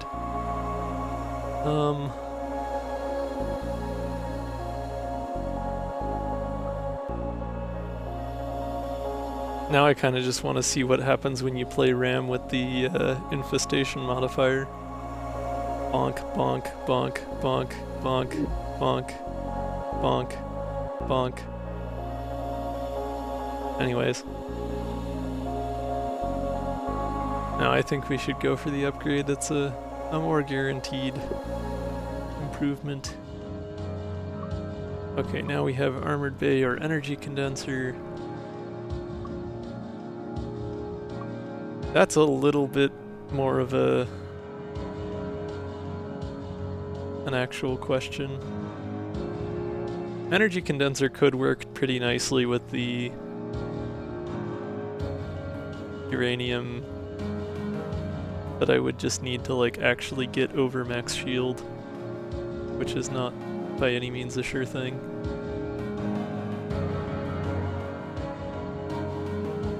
I guess it might come in handy in the Cobalt fight since that tends to be a little longer.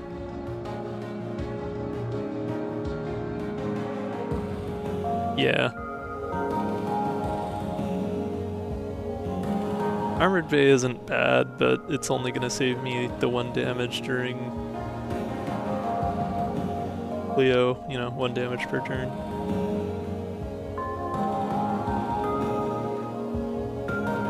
Not that that's a bad thing, sometimes that's the difference, but...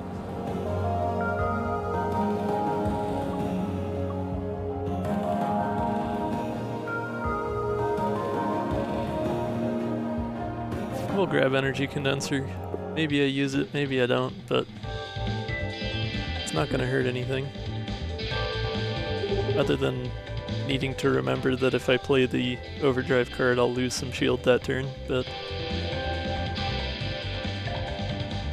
card, upgrade card.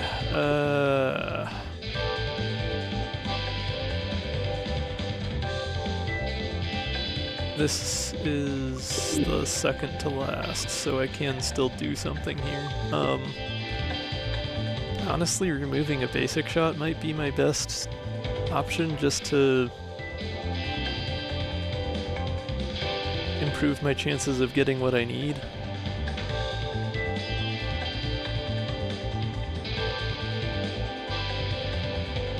I guess upgrading... well, yeah.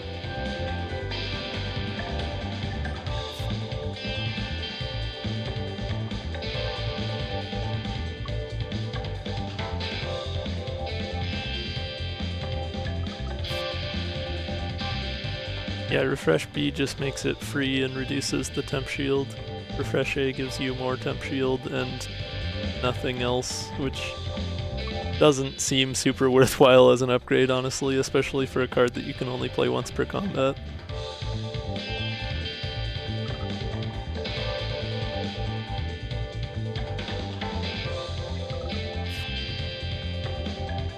Oh, Momentum A does draw.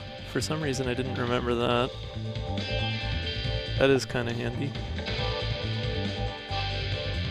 Momentum might be worth upgrading just to give me a better chance at triggering that duo artifact. That's really going to be the main way that I get shield.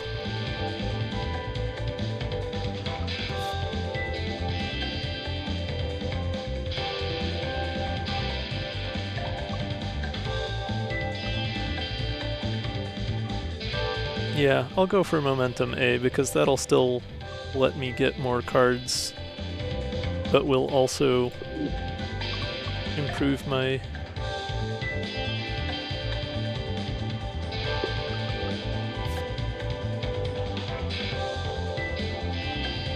I mean, I guess it doesn't do anything to actually improve the impact of the card itself, though, so maybe Momentum B is a better choice.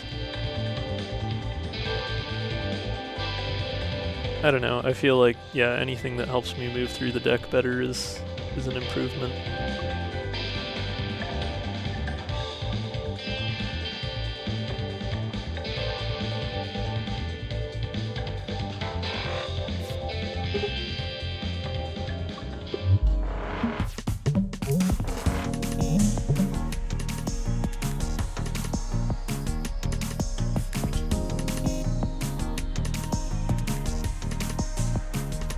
Ramming time.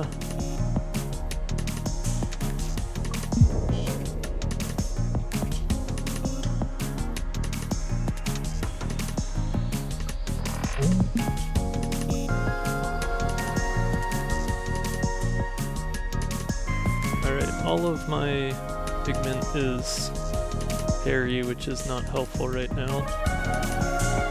So if I played Basic Shot, it would just do the 1 damage to shield and then move me in a bad direction as far as damage is concerned. I guess I could still use up my evade and get back over though. We'll just do that then. Damage is damage is damage. Oh, that's true, and I still had my piercing, so it was worth it.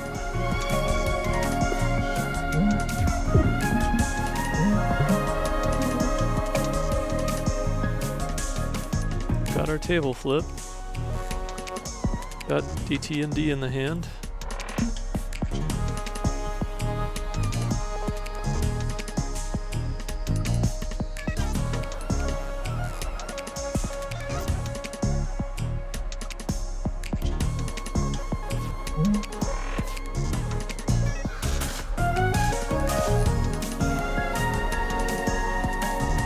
Don't want to use Infestation right now. A basic shot, may as well. Still have the piercing, so. Ah, darn, can't play that momentum though. I can at least retain it with DT&D.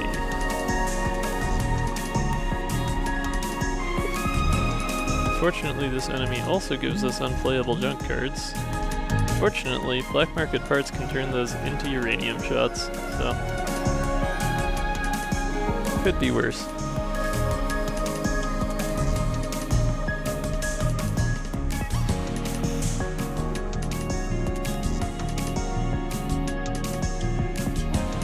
We don't need evade, we only need more uranium or something. Actually, I should probably use parry while I have the piercing. I'm not gonna get much better of an opportunity this fight. Thick damage is not bad for 3 cost.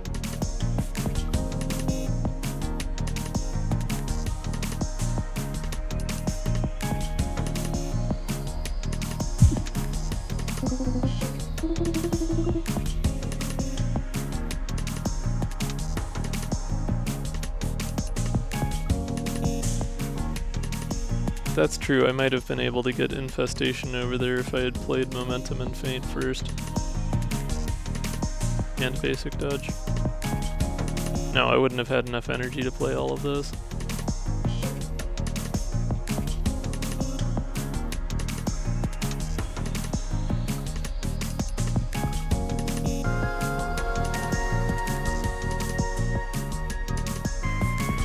Okay, so I want to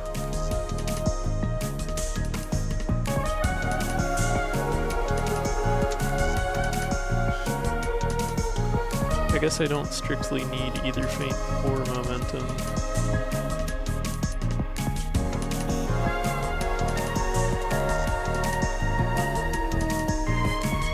So I can just go full aggro with black market parts.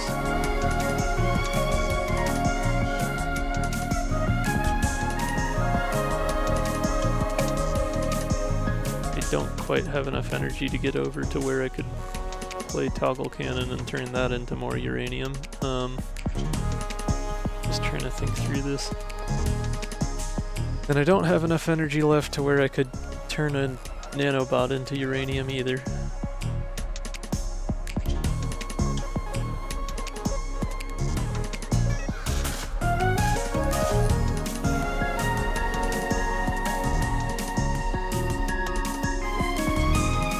I'll just make 2 uranium real quick.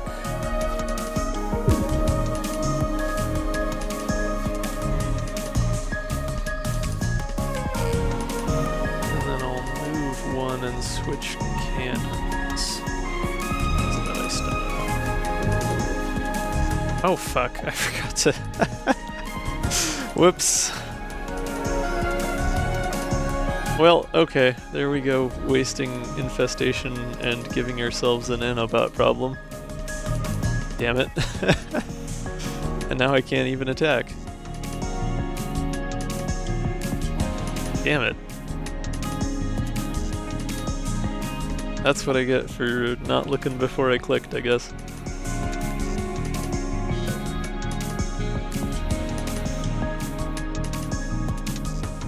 Well, not much useful I can do here, we're just gonna have to move on.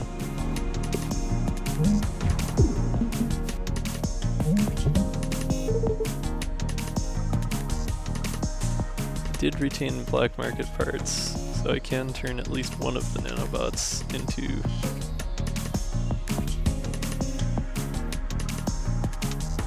Yeah, right.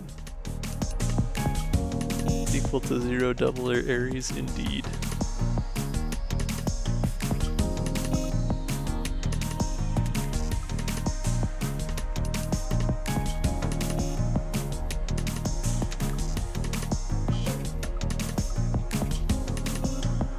Don't have a good way of getting extra energy right now. Don't have a good way of getting Drawmod over to where black market parts is, or of getting these nanobots out of the way of where black market parts is, and now that there are 2 of them, I will be completely unable to get rid of them entirely because, yeah, I don't like that. That's problematic. I guess if I get rid of duct tape and dreams and discard black market parts, I can at least get it back to the right part of the hand to where nanobots won't be a problem anymore, but since it's stuck in my hand, I'm gonna be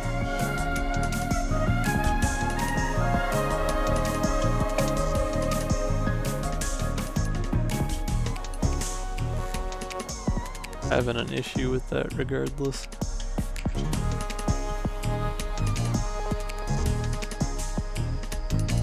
Yeah, that infestation is really a problem if you play it too early in the combat. That's gonna be especially bad on this fight since they keep giving me those comm jam cards.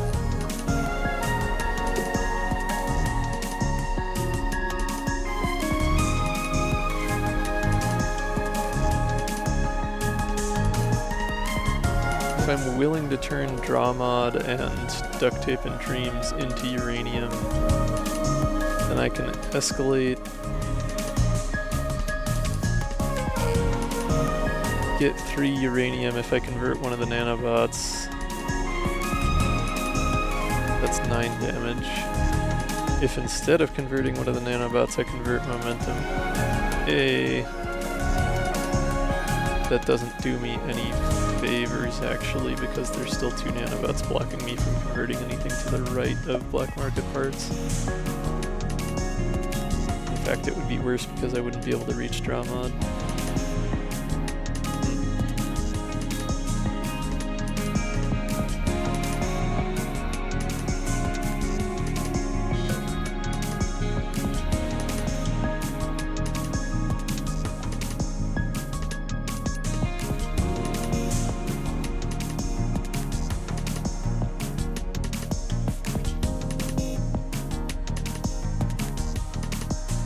I am close to proccing Dakadram.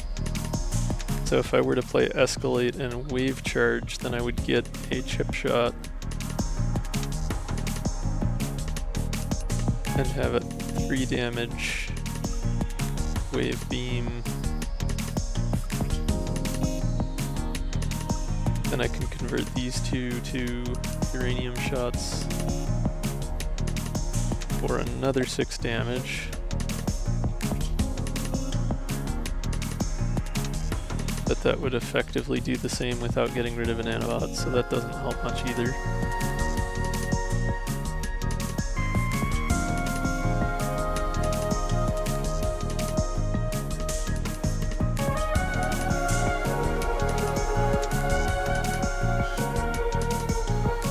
I can only get 1 uranium if I play the other 4 energy first, because Duct Tape in Dreams is the only 0-cost card within range of black market parts. I still have to spend the energy if I want to turn momentum into a uranium shot, or round rather.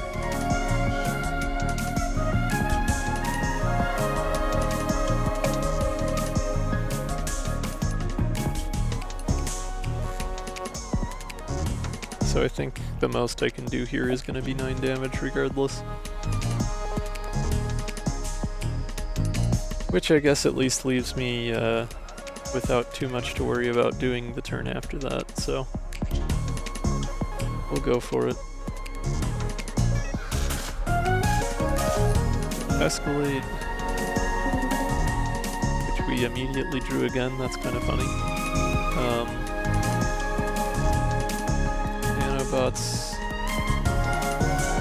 Oh wait, I miscounted that. I still don't have enough energy for that either. I can only turn 1 nanobots and Duct Tape and Dreams into... Okay, so if I do play the Escalate, then I do need to...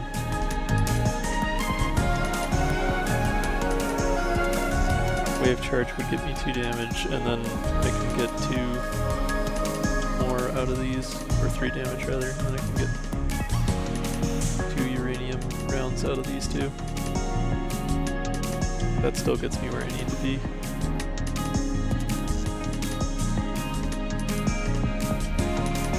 Alternately, I play Escalate a 2nd time,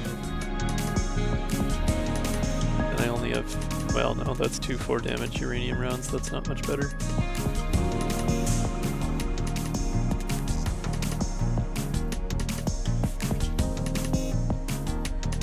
That's true, I would keep Escalate for next turn.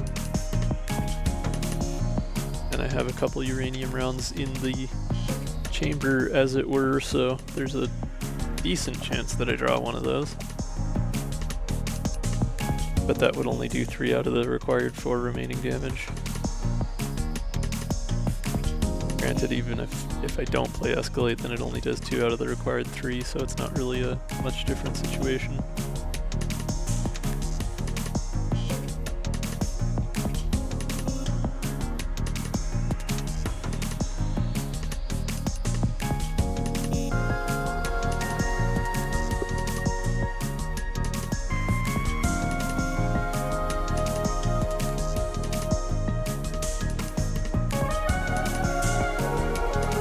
Yeah, I'm worrying more than I need to. I'm just overthinking things, trying to optimize as I do.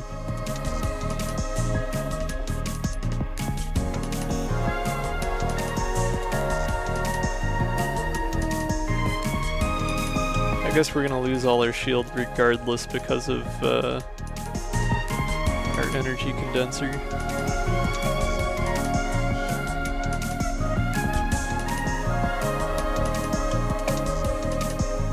So it doesn't matter for the purposes of that whether we play Escalate or not.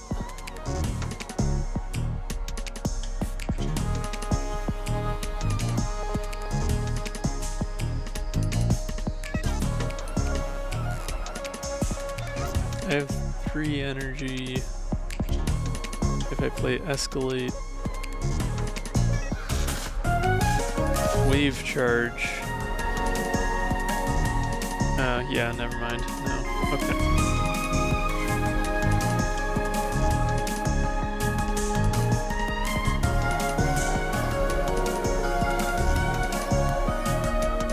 Yeah, we'll just escalate again. Give me some boost for next turn. Maybe it works out, maybe it doesn't.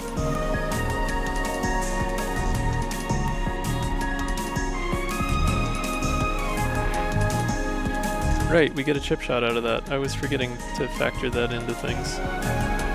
Okay, yeah, that does leave us with ample damage. Overthinking everything except the part that actually matters. Classic Vlad. I was forgetting about Daka Drum even though I had been factoring it in earlier. There's just too many factors going on. Daily brain indeed.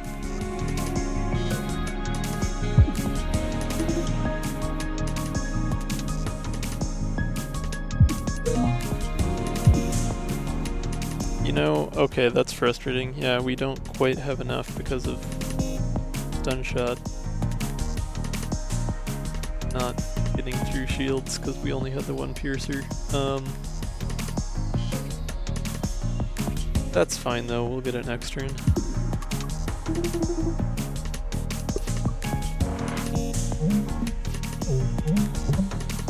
Bonk.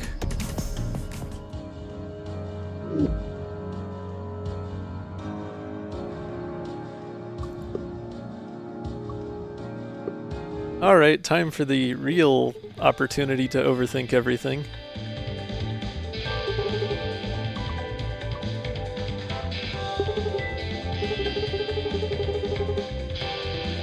AKA time for me to lose the run in spectacular fashion after spending...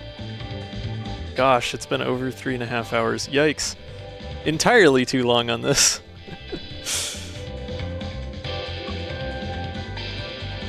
Alright.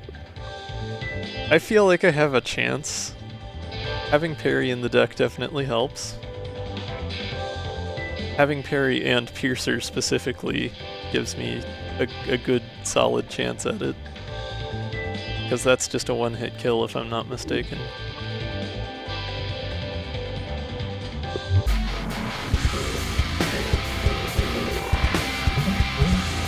Oh, well, okay. I mean, yeah, alright, that works.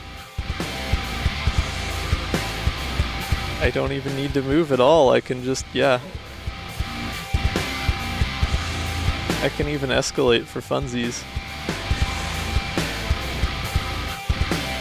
Sometimes the RNG just be like that.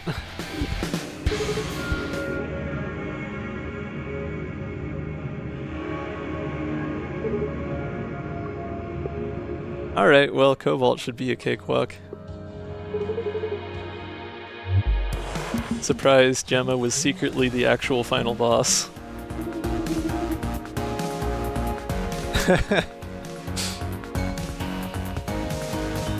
Sure thing, Dizzy, sure thing.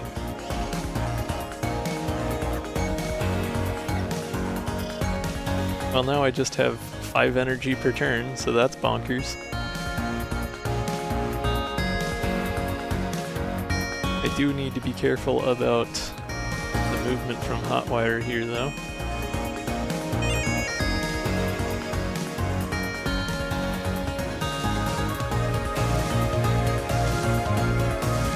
I guess I have 2 evade and I'll get 1 more from Glass Engines, so I can still come back to where I'm at and be fine.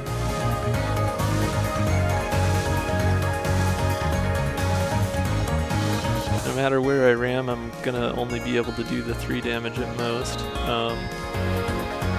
I move 1 left first, I'll do 3 instead of 2 though, so that's better. Although that wouldn't stun the cannon. So maybe I do want to stay where I'm at. Yeah, we'll do that. Ram is fun, but it hasn't been all that good this run as far as like actual damage. It is great for like concussing, like you say, though.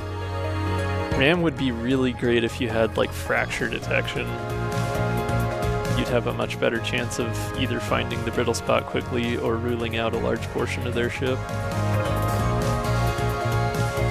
That would be some fun synergy.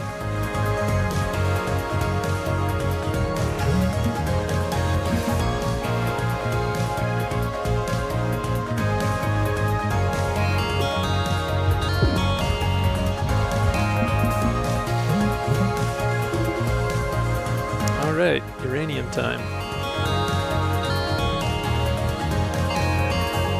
I don't want to get rid of momentum because that is my main source of shield.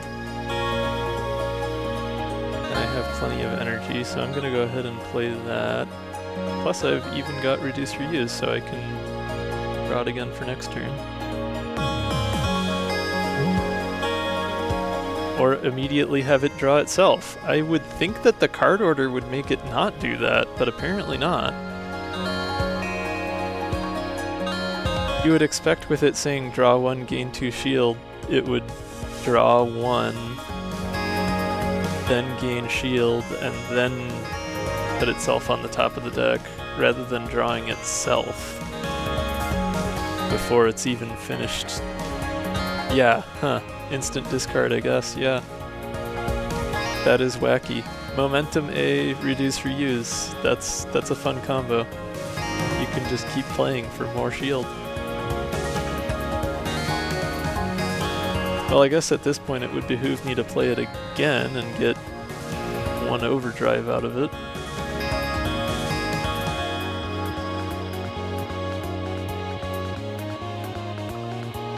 Although if I turn basic shot and feint into uranium first, then I can even have it recycle again.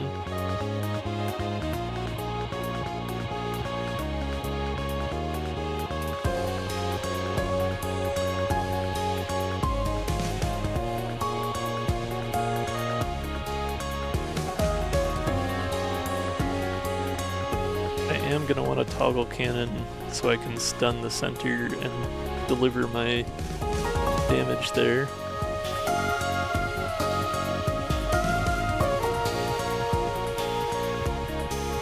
I don't want that to get turned into uranium round.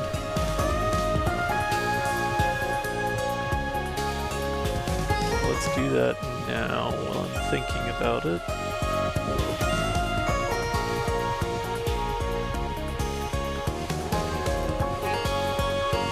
I suppose if I move first, then those pigment shots from Perry will actually do damage because they'll hit a weak spot, so that's nice.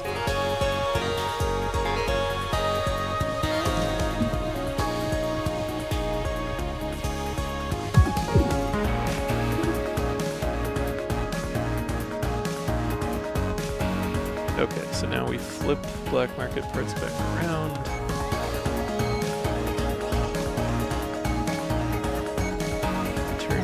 Into another uranium round. Oh no, we can't actually do that because now black market parts is next to reduce reuse, so it won't give us recycle and momentum. That's fine, we can still play it, it just won't draw itself again the way it was before.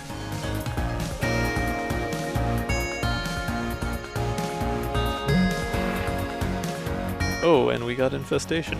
Interesting. I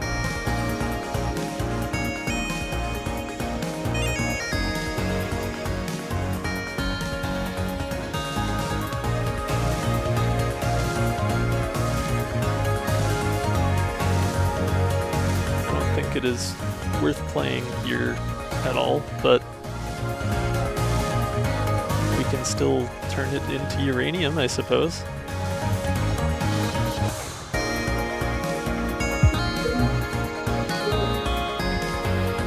Table flip though. Can't afford that right now though.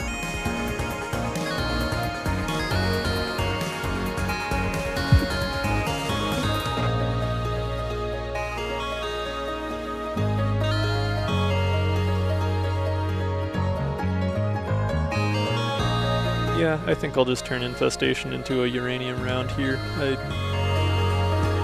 don't see a huge likelihood of it becoming useful otherwise in this fight, and this is a good turn to have an extra shot since I'm getting double damage on him.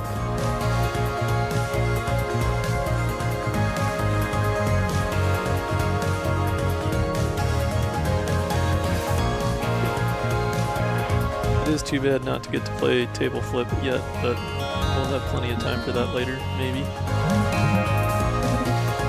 Probably, potentially. I sure love turning trash into ammunition.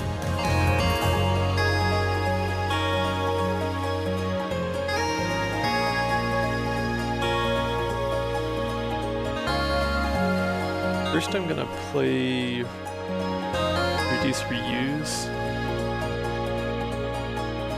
just so that Duct Tape and Dreams can actually attach to Raw Mod eventually, maybe.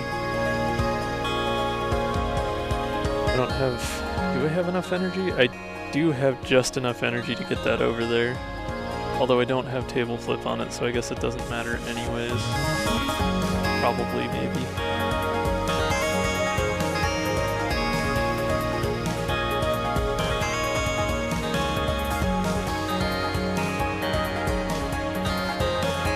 We'll figure it out.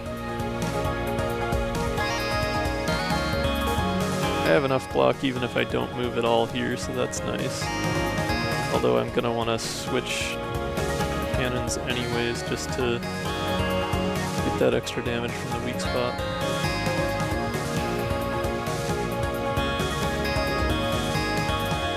Oh, there's parry. Not a bad turn to play parry.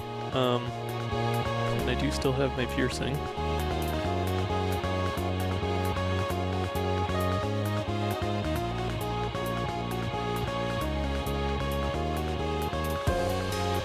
Yeah, that'll let me save Escalate for next turn with the Duct Tape and Dreams, so...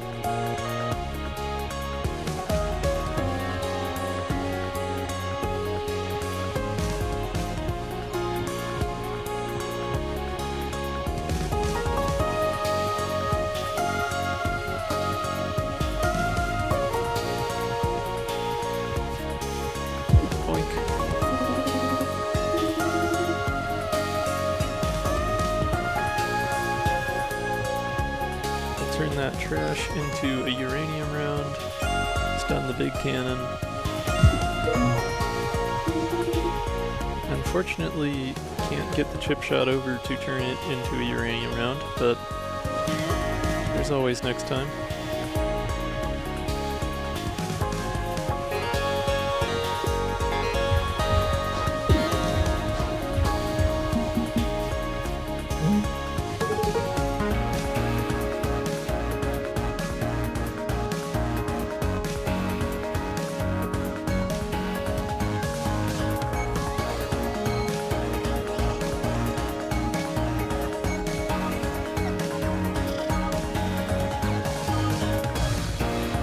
Okay, I'm gonna play Escalate, and actually if I toggle cannon and then turn basic shot into a uranium round, the free attack I get out of the parry pigment will destroy that missile.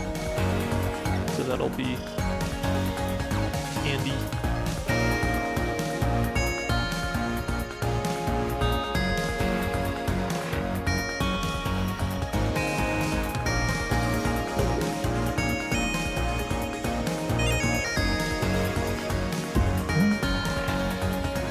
Go. Now I can just make myself a couple more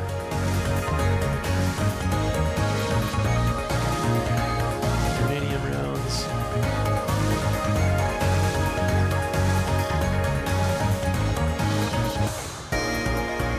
I use wave charge and save refresh interval since it's cheaper.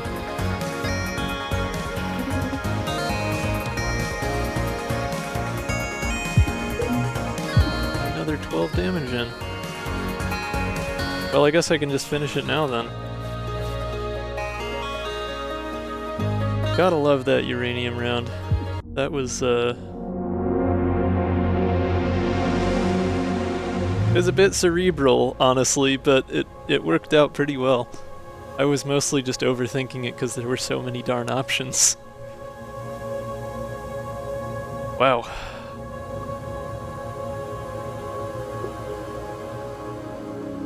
That was maybe one of my longest runs, but you know, we got through it in the end. Beat Cleo, beat the Cobalt.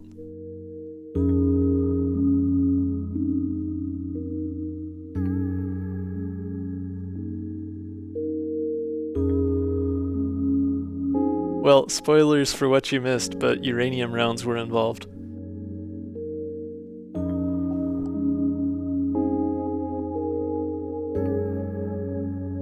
It is amazing how complicated that deck was for only being like, what? Yeah, gosh. 19 cards, yeah. Philip is quite the character. Yeah, that's about double most of my runs. I usually complete runs somewhere between 1 and 2 hours. Varies pretty widely depending on the difficulty, but and the characters and whether it's a daily or not, etc. But yeah, wow, that was a run. What a time. Philip is a lot more fun now that I kind of have a better sense for how he plays and got to see a few more cards from him though. And I believe there is still a, decent chunk of cards I haven't even touched yet, as far as things I've taken at least.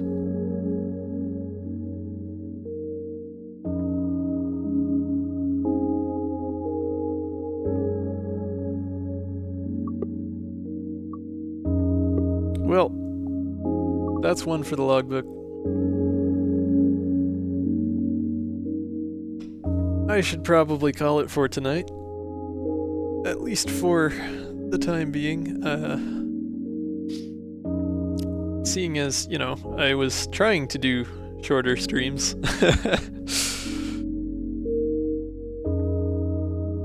But yeah, thank y'all for coming on out. It's been fun to hang out and explore the many silly things that one can do with a Philip deck. Looking forward to getting to explore some more of those duo artifacts in another run next time. I don't have anything scheduled for the weekends, but I might pop up with something here and there. Otherwise, my next scheduled stream is going to be my daily run on Tuesday evening. But you'll likely see me go live at some point before next week's Thursday next modded run, because I'm having fun with this, and it's cool to try out things. But yeah.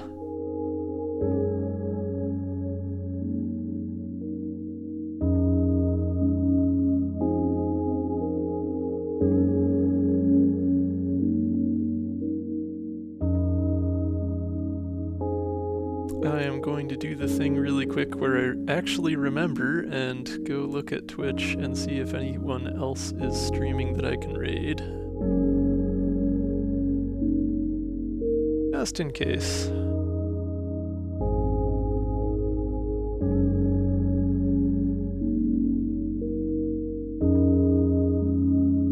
Nobody that I know, nobody much playing the games that I would jump in a heartbeat, so I will leave you all to find your own thing to watch next. Thanks for coming out, and I'll see you next time.